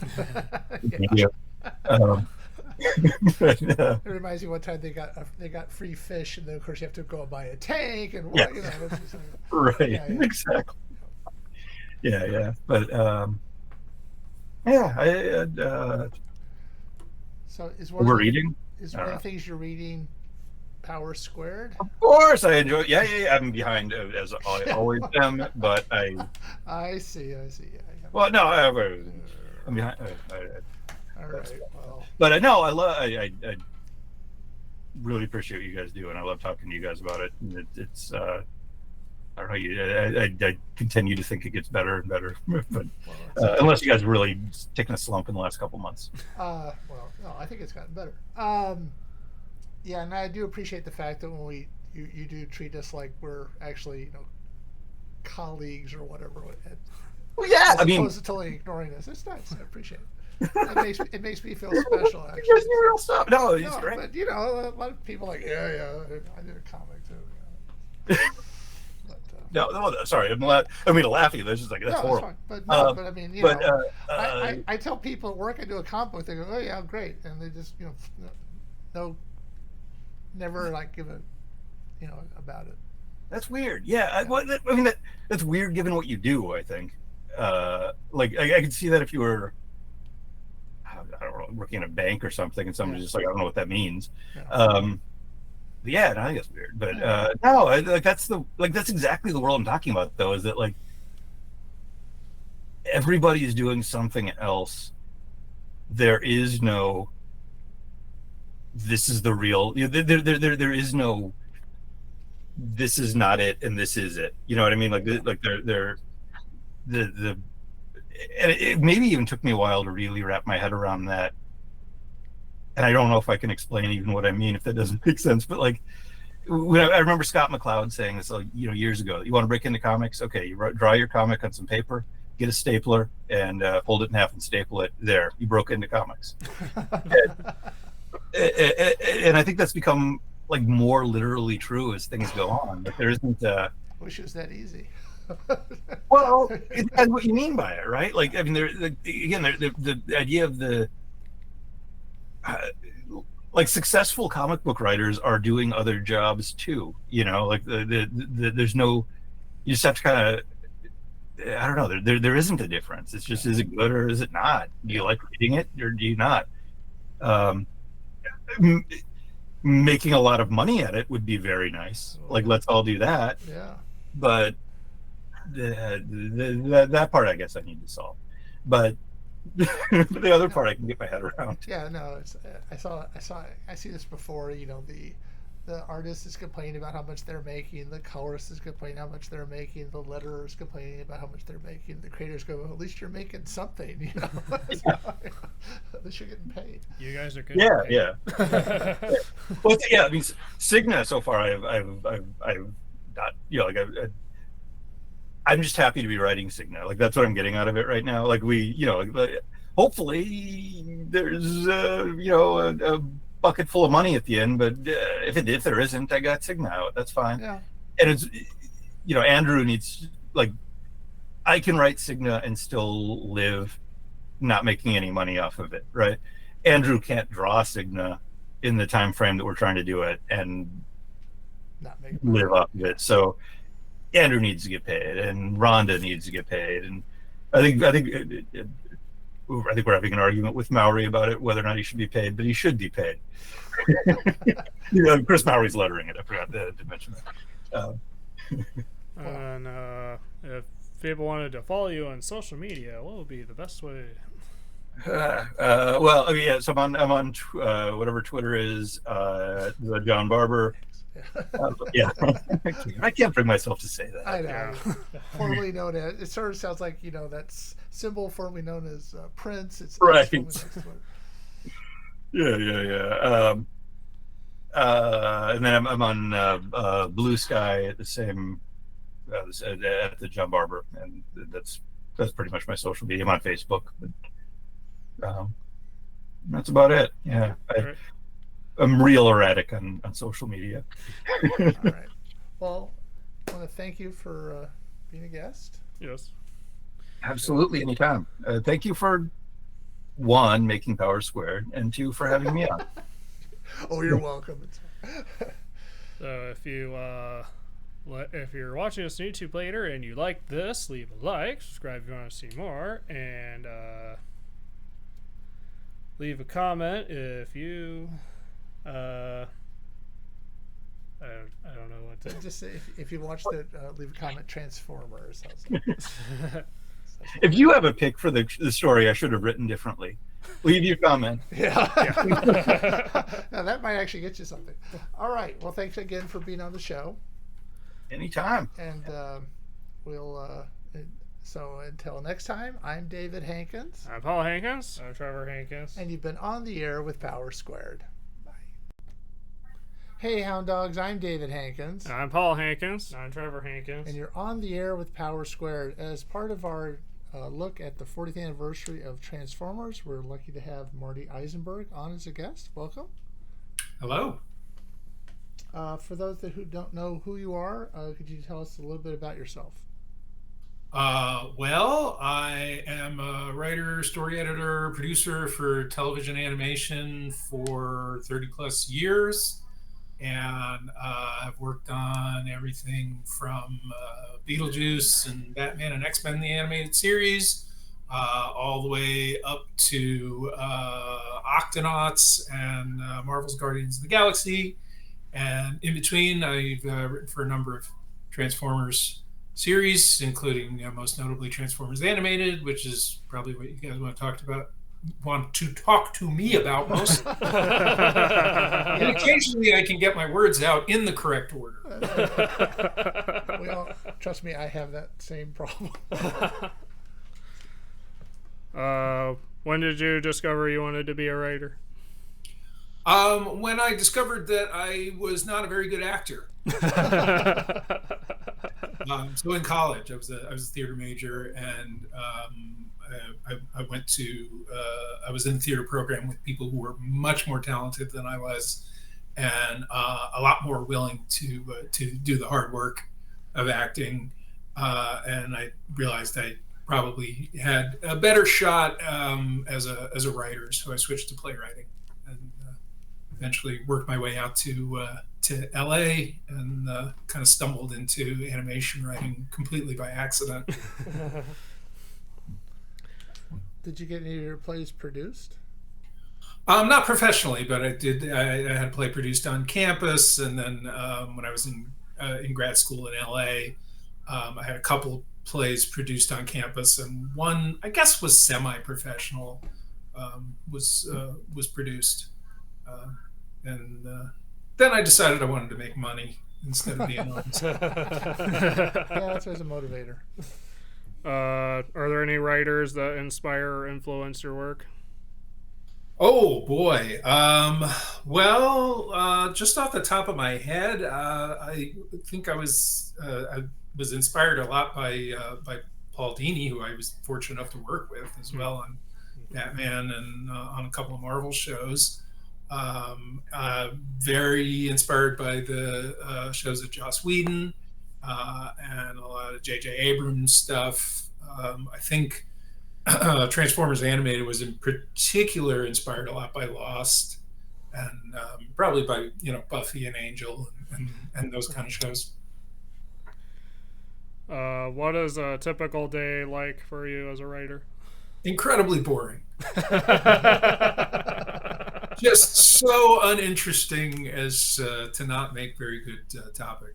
Well, currently I'm a staff writer on a show, so a typical day might be either working on an outline or a script draft, or participating in a table read, or a story break, and just any part of the process of script writing, anything from just simple 2-sentence springboard to full on script draft and everything in between. What is your writing process? My writing process is kind of instinctive. I mean, there's not, it's not necessarily an ABC approach to things. I mean, everything in animation production is so divided into steps anyway. Yeah. So you start generally, as I was saying, with a springboard, which may be a sentence or two, and then that will get expanded into I guess an official springboard, which would be about a paragraph, and then assuming that's approved, that gets expanded into 3-paragraph, you would call it a premise or an outline, and then that gets broken down into a beat sheet, which is about 2 pages that pretty much covers every story beat in the episode. Then you do a script draft, and you generally get notes on it. You do revisions. You get more notes on it. You do more revisions. Lather, rinse, repeat until you have a final draft that records. And sometimes you're rewriting lines in the recording booth. Sometimes you're rewriting things as you get the animatic back. Sometimes you're even rewriting things as you get the work print back. As long as you don't have to deal with lip flap or anything. Which was a great thing. Like if you're doing Spider-Man or if you're doing Star-Lord with the mask on, you could rewrite all the dialogue. You could say anything you want, and you get good at just being strategic about. Oh, he has his back to the camera, so there's no lip flap. I can change that line. Yeah. So it's kind of a constant rewriting process until the thing actually goes on the air. From your experience, is there a difference between working on an original IP and an adaptation of an existing one? Most of my experience is an adaptation of an existing IP. In animation, you really don't get, unless you've actually created the show and the character, which is rarer and rarer these days. You really don't get the opportunity to do original work, and it's been a very long time since I've sat down and written a spec script or any kind of original property. I mean, I've pitched ideas, but I just personally I find it harder to motivate myself to sort of come up with something original because I feel like it's all been done. But if you hand me something and say, what's your take on this existing thing, I find it much easier and much more natural to work with something existing and say, well, I can make that different, or I can make it better, or I like this part of it, but I don't like that part of it. But if we got rid of the bad part and kept the good part, we might have something. Since you've been a lead writer and a staff writer, is there a difference in the responsibilities between the two? Oh yeah, I mean, being the head writer or the story editor or the supervising producer, it's much more time consuming and much more responsibility. I mean, when you're in that position, you are responsible for every last piece of writing that is involved in the production process, like I was describing earlier. Whereas if you're a staff writer, it's like, I'm just responsible for my little corner of this universe. So I can relax. So it's actually, I like being a staff writer right now. It's at a point in my career where I'm ready to just kind of slow down and ease my way into retirement. Do you find it more difficult to write for a younger or an older audience? Well, I mean, even an older audience for me isn't that much older. I find it's more difficult to write for an older audience, which would be a 6 to 11-year-old audience currently, because there just isn't that much being produced right now. So it's very difficult to find work in that 6 to 11 zone. So the work is really kind of in the preschool zone, anywhere from pre-verbal to about 6 years old, and then they kind of move on to YouTube and video games and TikTok, and so the landscape has changed a lot. In some ways, writing for a younger audience is easier because there's less nuance. It's pretty simple. You really have to pay attention to structure a lot. In writing for preschool, and you don't really have to finesse dialogue too much because it's just about keeping it super clear, and making sure you do things in a way that the younger audience will be able to follow it and understand it. So I know some people have a lot of trouble making that transition, but I haven't found it too terribly difficult. You say you're writing on a show now. Can you tell us what that show is, or do you have no, I cannot, because I have signed an NDA and the show has not been announced. Fair enough. Just thought it much as I would love to tell you what I'm working on now, I can tell you the last thing I worked on, which was Octonauts Above and Beyond, which I think the first season is still on Netflix. And the rest of it is on BBC. So if you're in the States, you can't see it, including me. Dang. From your experience, do you find it more difficult to write episodic or serialized? You talking about standalone episodic? Yeah. It depends. Like if I'm running a show, it does help to kind of have that serialized continuity to to kind of push the momentum forward. So if you're talking about something like Transformers Animated, which is very serialized, yes. In certain ways, it was easier to plan out a season than to have to to go individual episode. Each episode is a pitch that you have to sell. Whereas if you have if you have serialized, you're kind of pitching the whole season. You're working out individual details in the individual episodes. But I think as far as selling it to the executives and selling it to the network, it's a little less stressful to be able to kind of come in and knowing what the what the season arc is going to be, as opposed to having to pitch 10 to 13 individual stories and get them to sign off on those individual stories. Noticed that you seem to have a lot of writing credits relating to Hasbro projects. Do you like working with them, / do they like working with you? I haven't really worked with them in a while in any serious way. I think the last major project I did for them was Kaijudo Rise of the Duel Masters, which was 10 years ago. Yeah. More than 10 years ago. Yeah. So if they like working with me, they don't like working with me that much that they're knocking down my door and saying, come back. I'm sure they're lost, I'm sure. I obviously, it depends on the project.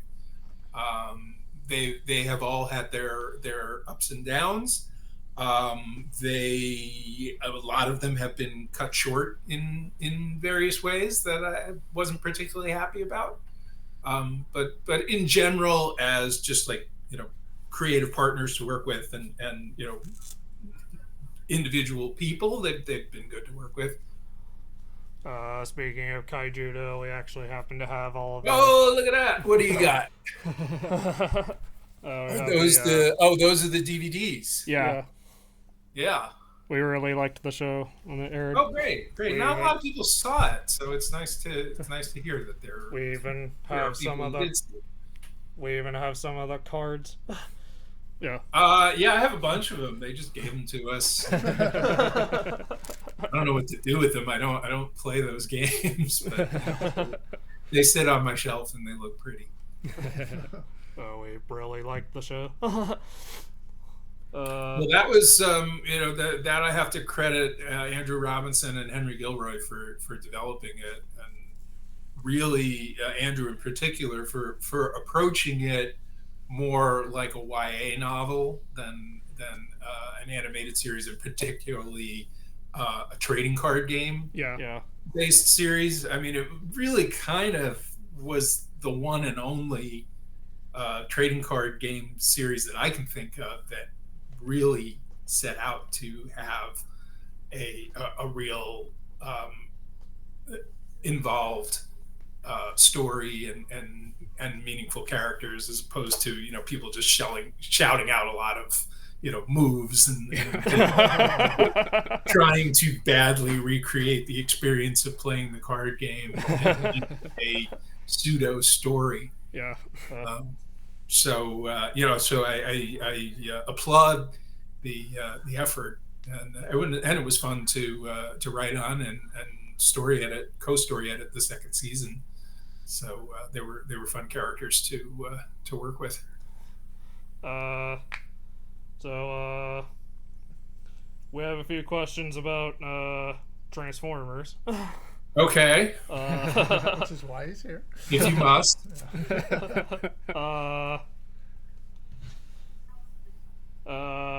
As you mentioned, you've written for like a handful of Transformers cartoons, and you were a head writer on like Beast Machines and Transformers Animated. How did you become involved in the world of Transformers?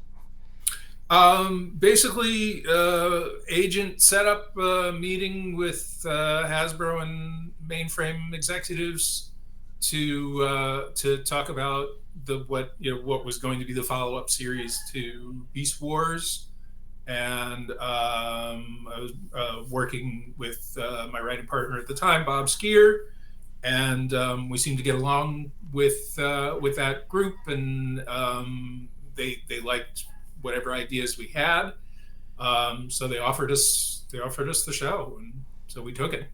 Were you familiar with Transformers before you got involved? Not especially. I mean, I was a little old for the original show. I was in college when it came on, and I think I saw an episode or two in passing. And I had friends who had and colleagues who had written on Beast Wars, so I was aware of it. And my 5-year-old nephew was very big into the toys, so I was aware of it through that. But I really didn't sit down and watch Beast Wars until the meeting was scheduled. So I kind of, this was those primitive pre-internet, pre-streaming days where you just had to set your VCR to tape it. So watching these episodes that are not being aired in order, so I'm sort of trying to pick out what the overall story is, and getting sort of not even on the internet, but like getting printouts of Usenet groups talking about the lore of Transformers and trying to sift through all of that. So it was eye-opening and very bizarre and confusing to me. Beast Machines was heavily serialized in an age where that wasn't common for TV animation. How did that approach come about? Well, Beast Wars was already serialized, so it wasn't too much of a leap. And because we were doing it for Fox, and Fox had kind of pioneered serialized animated storytelling with X-Men, which we've written on as well. So it just seemed like the natural thing to do. There wasn't really any thought, should we or shouldn't we do it? I don't think there was any sense of, oh no, we have to do standalone stories and no continuity. And what was great about Fox is they aired the episodes in order, and I think without a break, if I'm remembering right. So they were very respectful of the storytelling in how they aired it, which is kind of a rarity. Yeah. What was your favorite part about working on Beast Machines? What was my favorite part about working on Beast Machines? If you have one. The paycheck at the end. It wasn't my favorite experience of working on a show. I think I enjoyed writing some individual episodes and kind of getting a hold on the property. There were a lot of changes that happened, a lot of inconsistencies in what we were being told was needed, and so there was a lot of stop-start. And even when we actually started writing the first couple of episodes, it's like, well, don't we have to explain how they got on the planet? And it's like, no, just start it in the middle of in the middle of the battle, and we'll figure it out later.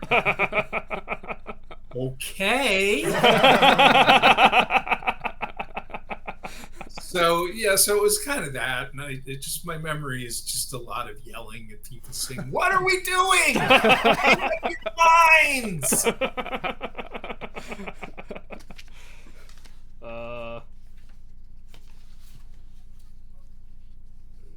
Sure.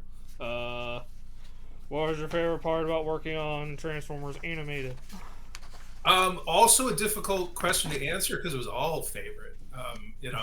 Really the favorite part was the recording sessions. We had such a wonderful cast, and it was just a joy to go to those sessions and work with those voice actors. So that was my favorite part of what was kind of all favorite.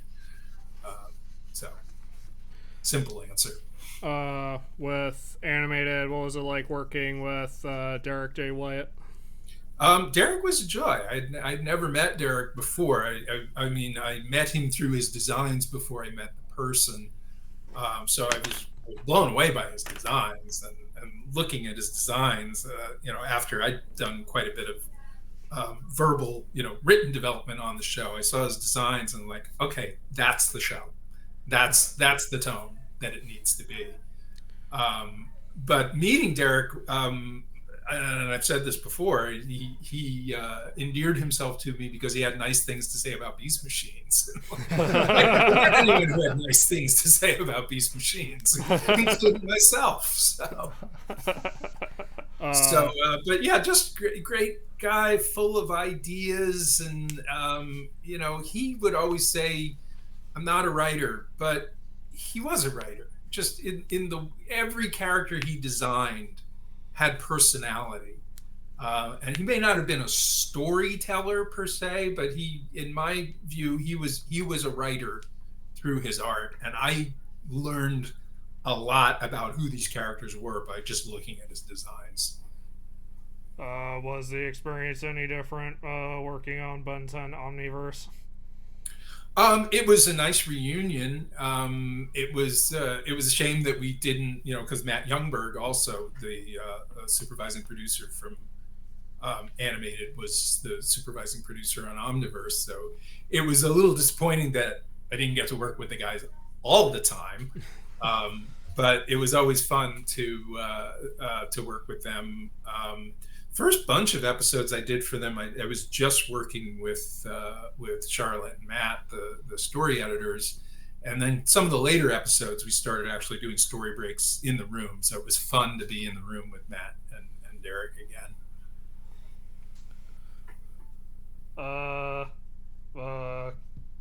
Couple questions about the comics. Okay. You wrote The Arrival. Yes. Yes, I did write that. Were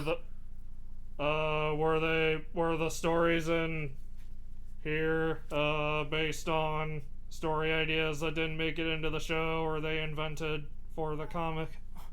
Some of them were discarded ideas or discarded characters that I had developed particularly for season 1 that just didn't get into season 1. So so I got to pick up a few ideas that I hadn't gotten to do in the show, and some of them were brand new ideas. So it was sort of a mixed bag. I mean, the first issue. It was by IDW's request to retell the origin story, so I didn't want to just do an adaptation of the movie. So I decided, well, what if we just show the things that the scenes you never saw. And there was only one scene that was actually in the original script that had gotten cut.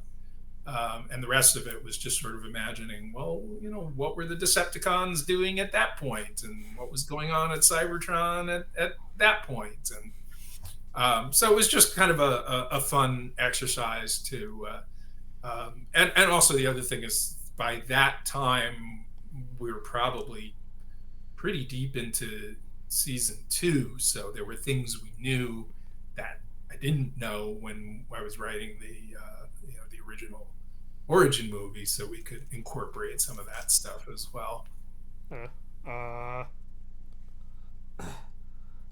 Just to clarify, are these considered canon? I consider them canon, yeah. Sorry. And I'm the only one who matters, so. No, but I think Matt and Derek considered them canon as well. What about the Stunticon job? Stunticon job, yeah. Well, that was definitely considered canon by Derek, because he was the one who initiated that, and he was doing a lot of the work with BotCon behind the scenes, and setting up that collector's set of new characters. So he came to me and said, "Here, we have this new set of characters that we want to incorporate into a comic for BotCon," and he had a loose idea of what the story was. So I got together with Derek and with Matt for at least one lunch, maybe a couple lunches. So it was fun. It was a little reunion, and it was kind of like the old days where we're just throwing ideas around and kind of developing the story. And then there was this really funny moment where Matt says, "I was just about to say I can't wait for the recording session, but we're not going to record it." So that was a sign that it was kind of like we were able to pick it up, just like no time had passed. No, Animated as a show was unfortunately cut short before the planned season 4. Was season 4 as far as it was planned? I'm sorry, what's the question? Sorry, did the show get planned as far as season 4 before it was? Oh yeah. We had a whole arc. We had episodes and episode titles, and a lot of this has shown up in the Allspark Almanac. Yeah. And it's shown up on like internet.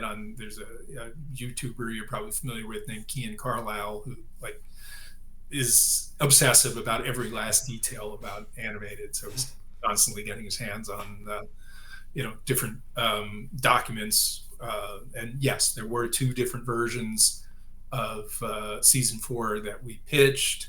And while we were waiting to what we assumed would be a formality of getting a pickup, just to keep the ball rolling, Hasbro hired me to write the outline for the 3-parter season opener.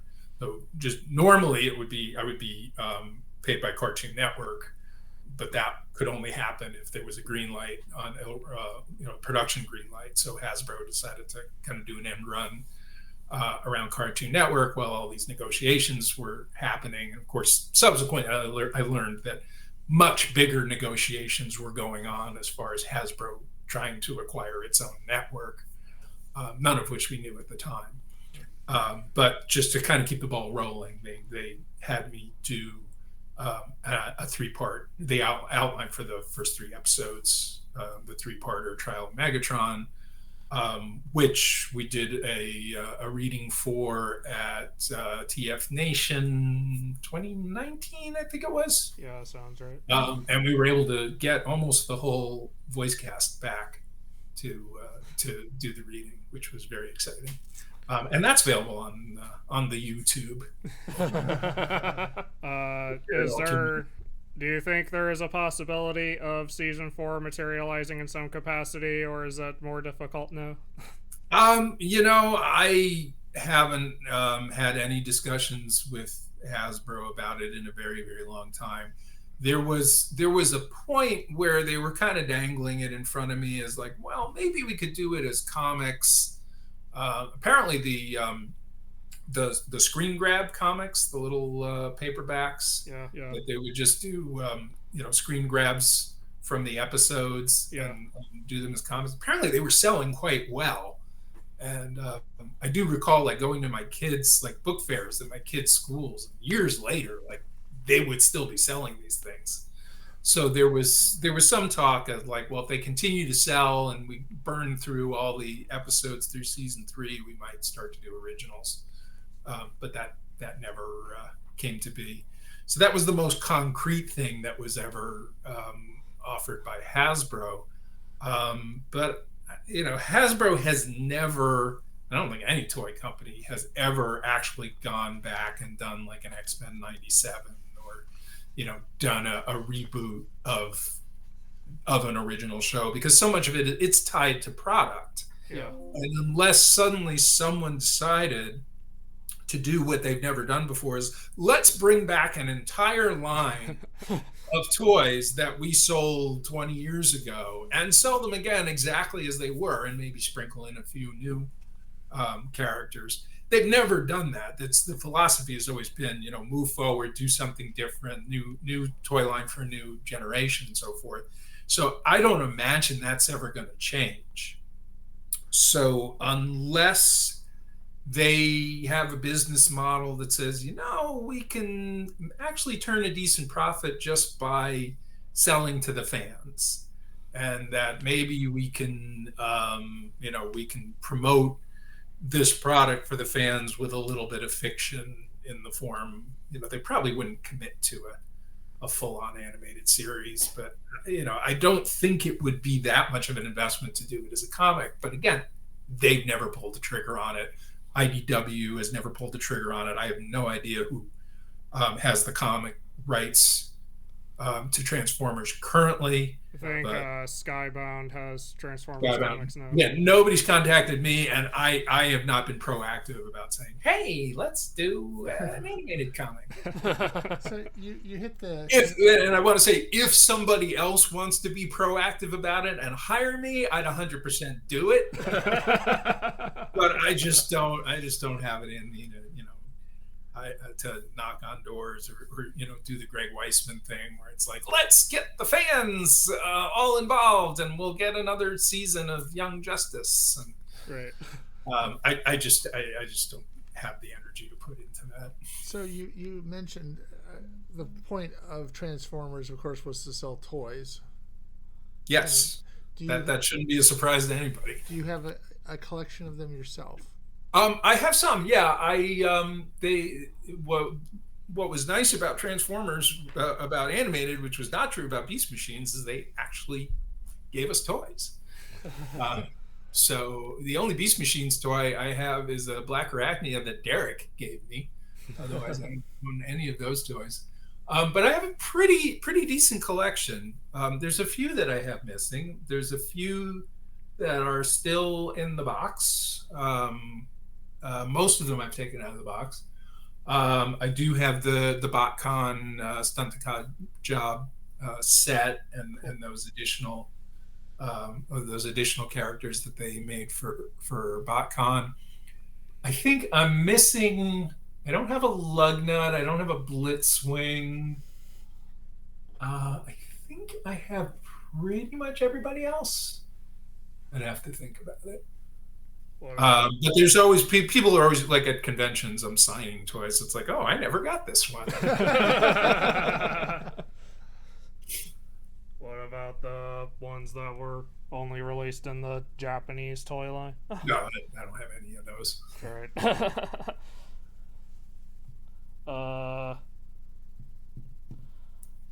I have a few nerdy questions about animated. Do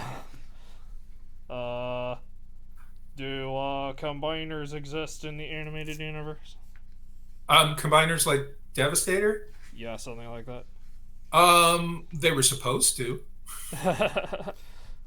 The original plan for season 4 was that the big climax. I take it back. This was for season 3. We had planned that the big climax was going to be Omega Supreme versus Devastator.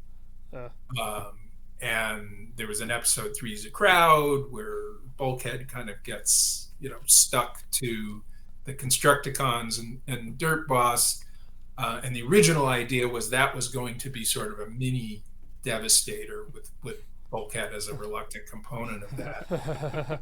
And Hasbro just decided, it's too expensive to make these things. We're not going to make Devastator. So we're not, if we're not selling the product, then it's not going to be on the show.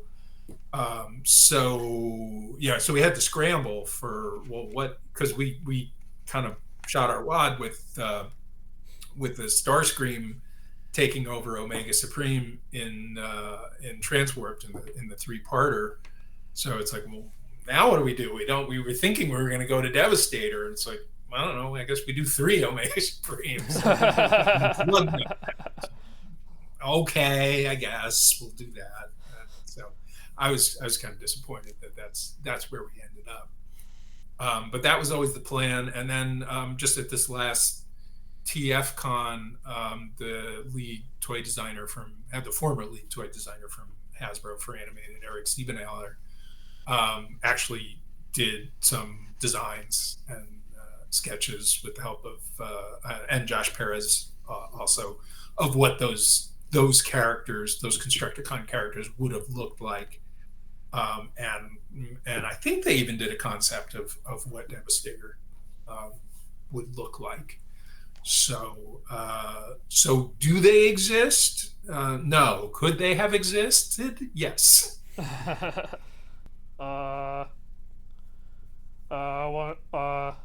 One notable thing about animated is how it represents all these different corners of the franchise. So I'm wondering if the show was made now, would it have done the same with any of the versions of Transformers that came after? Probably. I mean, the reason there were so many nods to, so many characters across so many iterations was because of Derek. He would just, if we needed a crowd scene, he'd just throw them in there. Because Derek was a full-time fan of all iterations, so he did like to put little nods in there to everything. Whereas I think my knowledge was largely limited to Beast Wars and Beast Machines. I really didn't. I mean, I watched a few episodes of the original G1 just to sort of prepare for, well, how did they originally introduce the Transformers? Because we were taking the attitude that let's introduce these characters as if they never existed before.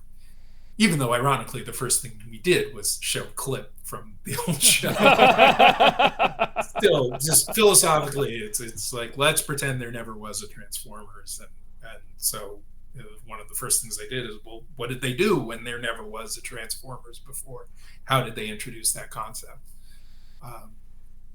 So my familiarity was Beast Wars and Beast Machines and a little bit of G1. I think Matt's familiarity was almost entirely G1, but Derek knew everything and loved everything, so he would always sprinkle in stuff that he liked.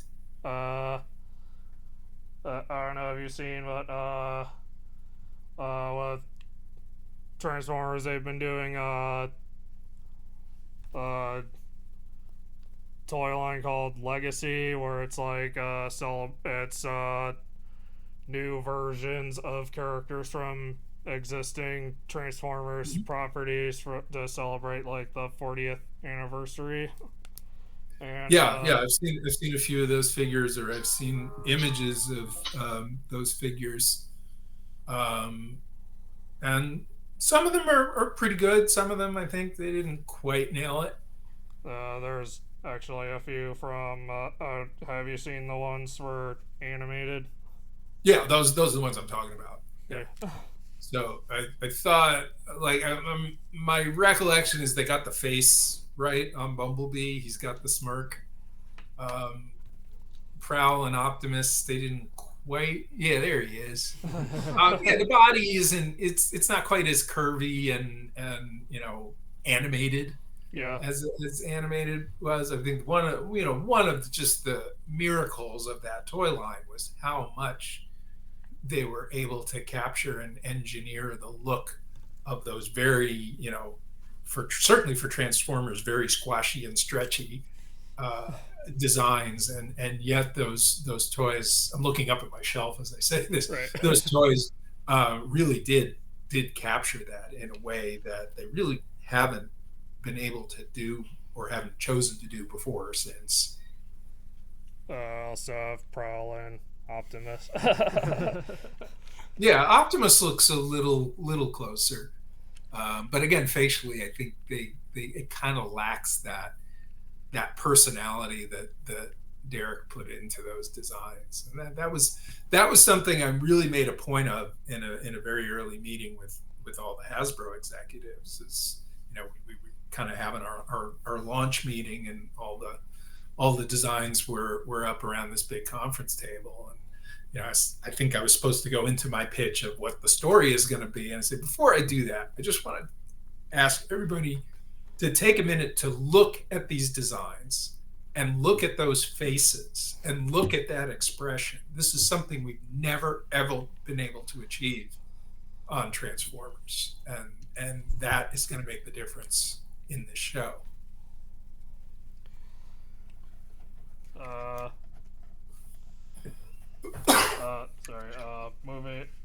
Moving away from animated, I noticed that you've at least half the episodes you've written for Transformers Prime involve finding some sort of ancient relic. I was wondering if that was a coincidence. Well, I think all the episodes I wrote were for season 2, and that was kind of the arc of season 2, as I recall.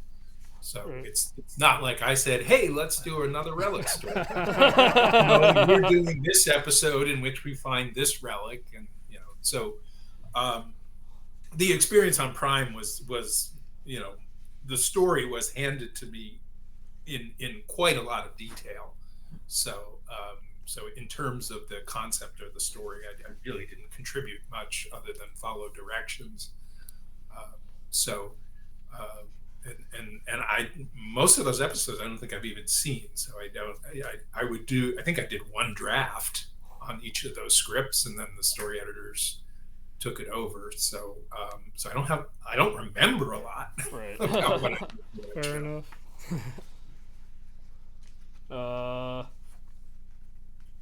If given the chance, would you work with Transformers again?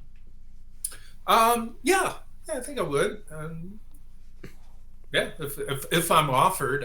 I mean, currently I'm under contract on another show, so I couldn't necessarily do it like right now. But if someone were to come to me and say, "We need you to develop the next iteration or story edit the current iteration," I would at least consider it. I mean, I'm kind of at a point where I'm winding down on work, so it would have to be a really good offer and a really really good property for me to commit to doing like a full-time show running thing.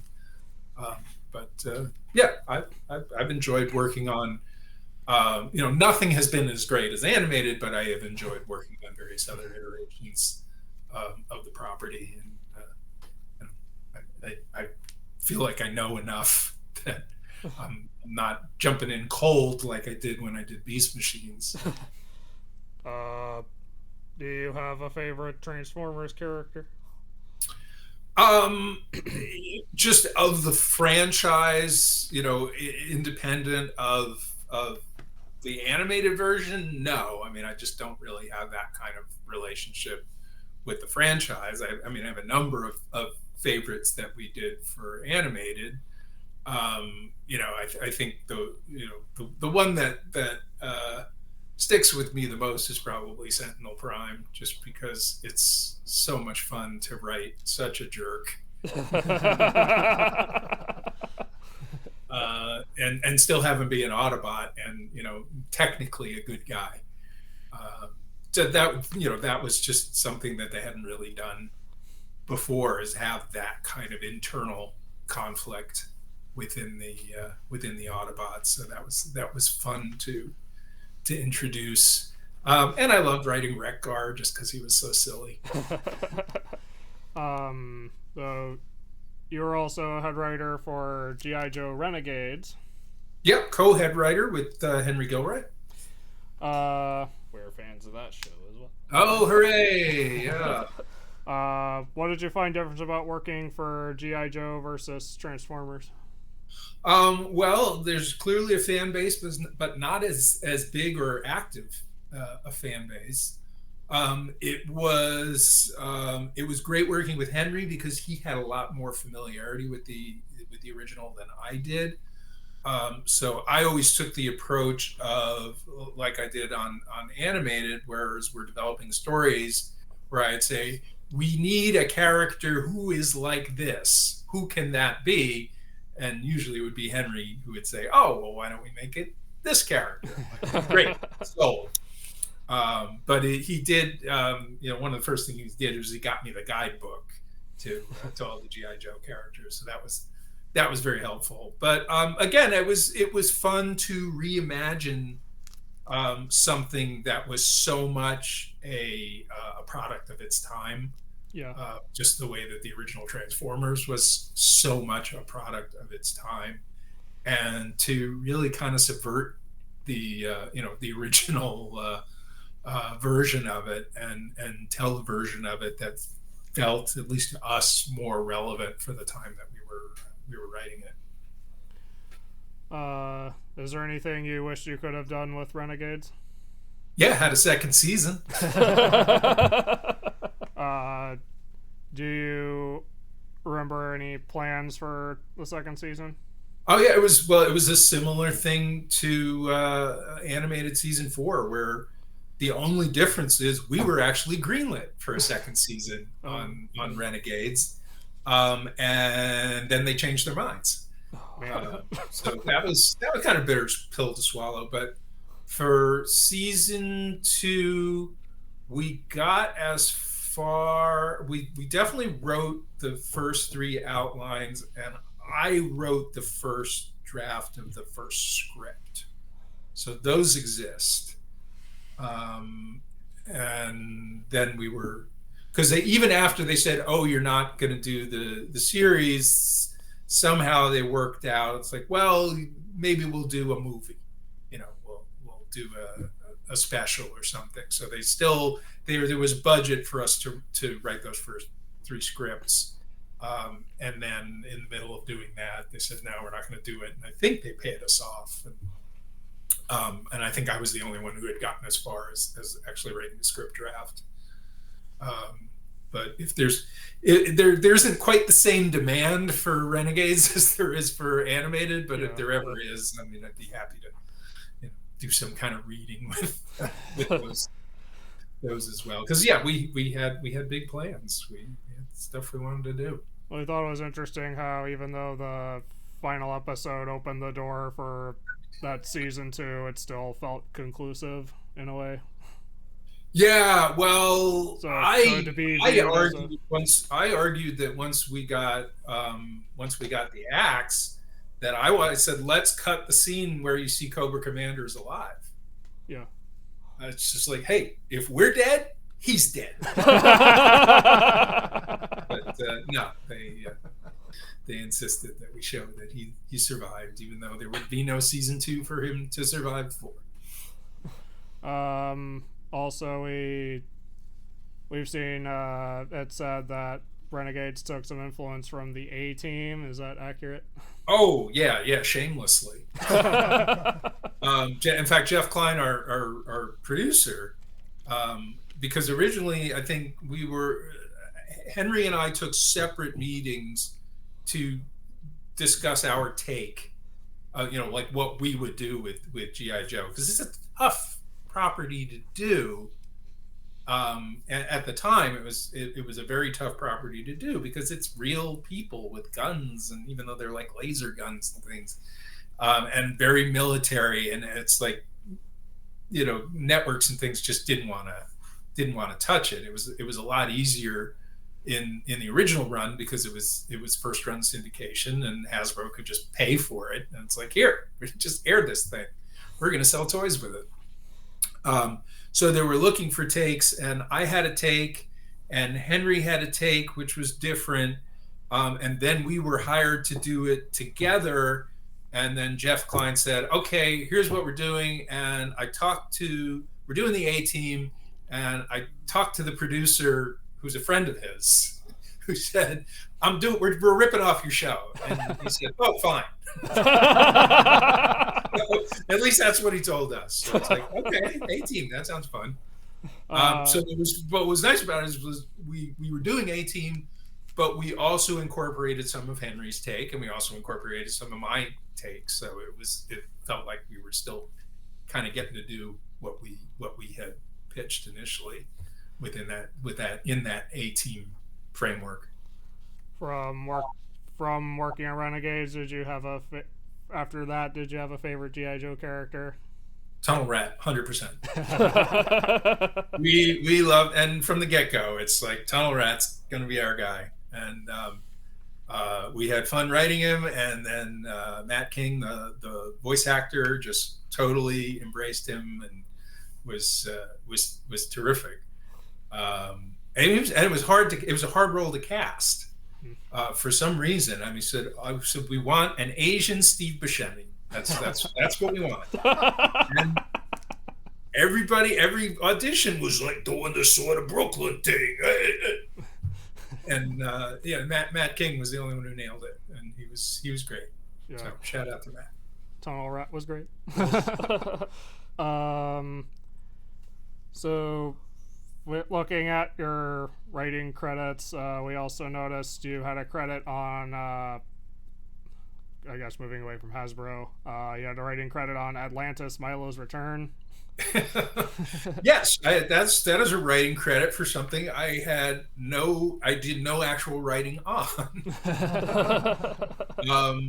Yeah, we're discussing all the series where we got cut off at the knees. So Atlantis was greenlit for, I think it was 39 episodes, and I was brought on to story edit 10 of them, and we got really far in the production. We had done voice records for, I think, maybe more than half of them. 3 episodes had gotten shipped overseas, and we're already starting animation. And then the movie came out, and was a disappointment as far as box office. And then there were, I think, 3 or 4 different possible places within the Disney networks that it could have aired. So it was Disney Channel. There was what was called Toon Disney at the time. There was ABC, and there was syndication, and none of them would take the show. Mm-hmm. So Disney said, "All right, we're canceling it." But there were these 3 episodes that I had nothing to do with that were already in production. And they say, "Okay, we'll do a direct to DVD sequel, and we'll write some things to sort of tie those 3 episodes together." And I think originally the thought was, if I'm remembering right, the thought was we were going to write an original direct to DVD sequel, and they said, "Nah, just take what we have and string it together." So by that point, because I was the last story editor in, I was the first one out. So I was the other 2 plus Tad Stones, the exec producer, were still under contract. So they did the actual writing of the scenes that tied it all together. I didn't have anything to do with it, but Tad very generously put my name on the credits. So thank you, Tad. There's some general questions. If you were to go back and relive your writing career, is there anything you would have done differently? I probably, but I don't know how. There was no great plan or design. It's sort of like the late Dean Stefan, who's another animation writer that I worked with a lot, used to say, well, it's kind of like surfing. You catch this wave and you ride it as long as you can, and then eventually the wave crashes, and then you're sort of floundering the water for a while, and then another wave comes along and you catch it and you ride it. So I think if I had to live it all over again, I would probably end up catching different waves, just because that's the nature of things. But it was there was no real plan. Is there any work that you've done you wish more people were aware of? Yeah, I think so. I think that I wish more people had seen Renegades, because I think I think we did a good job on that. I wish more people had seen Kaijudo. I wish more people had seen Guardians of the Galaxy, the animated series, because I think we did really good work on that as well. So yeah, there's all kinds of there's stuff that I'm probably glad that people have not. Is there any advice you'd give to someone who wanted to get into animation writing? I don't have advice, because the only advice I could give is how to get into the animation business in the 90s, because that's when I did it.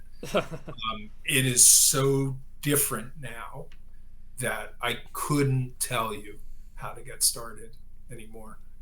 Fair enough. The general advice is just keep writing, and the more you write, the better you'll get at it. Yeah. Even if you're not selling anything. But yeah, as far as how to make inroads in this business, I can barely figure out how to do it myself with 30 plus years experience. Yeah, this and people reach out to me, and it's just the sad truth is I don't know how to do it anymore. Do you have any personal projects of your own? I don't. I mean, not in writing or animation. I mean, I have there's a group of animation writers that are sort of a loose band that we get together and play music, and in fact we're getting together tomorrow night. So that's a project in a sense. It has no real end goal other than for a bunch of guys to get together and play music. But, it's a lot of fun. Is there something you can tell us about you that most people don't know? Probably, but I don't know that I will.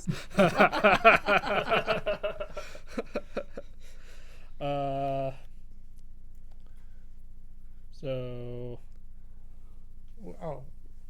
we ask all our guests if you've actually we do a comic book called Power Squared, which is why this is on the air with Power Squared. I see. Have you all heard of us or seen it or read it or anything? Other than the business card that that you handed to me. Well, you didn't hand it to me because you weren't there. At this last TFCon, no, I have not heard of it. Okay. Would you? If we sent you some, would you read it? Yeah, if you want, sure. Oh, sure. All right. If people wanted to follow you, what's the best way? Spot me in the street and keep your distance. Yeah, I'm not big in the social media. I don't have like a Facebook profile that's for fans. My Facebook is for people I actually know, for friends and family. Right. If you want to reach out to me through LinkedIn, and even if you want to messenger me through Facebook, I'll pretty much respond to anything if you have a question or a specific thing you want to ask me. I won't necessarily friend you or link to you on LinkedIn, but I'm happy to answer any questions that anybody might have. Okay.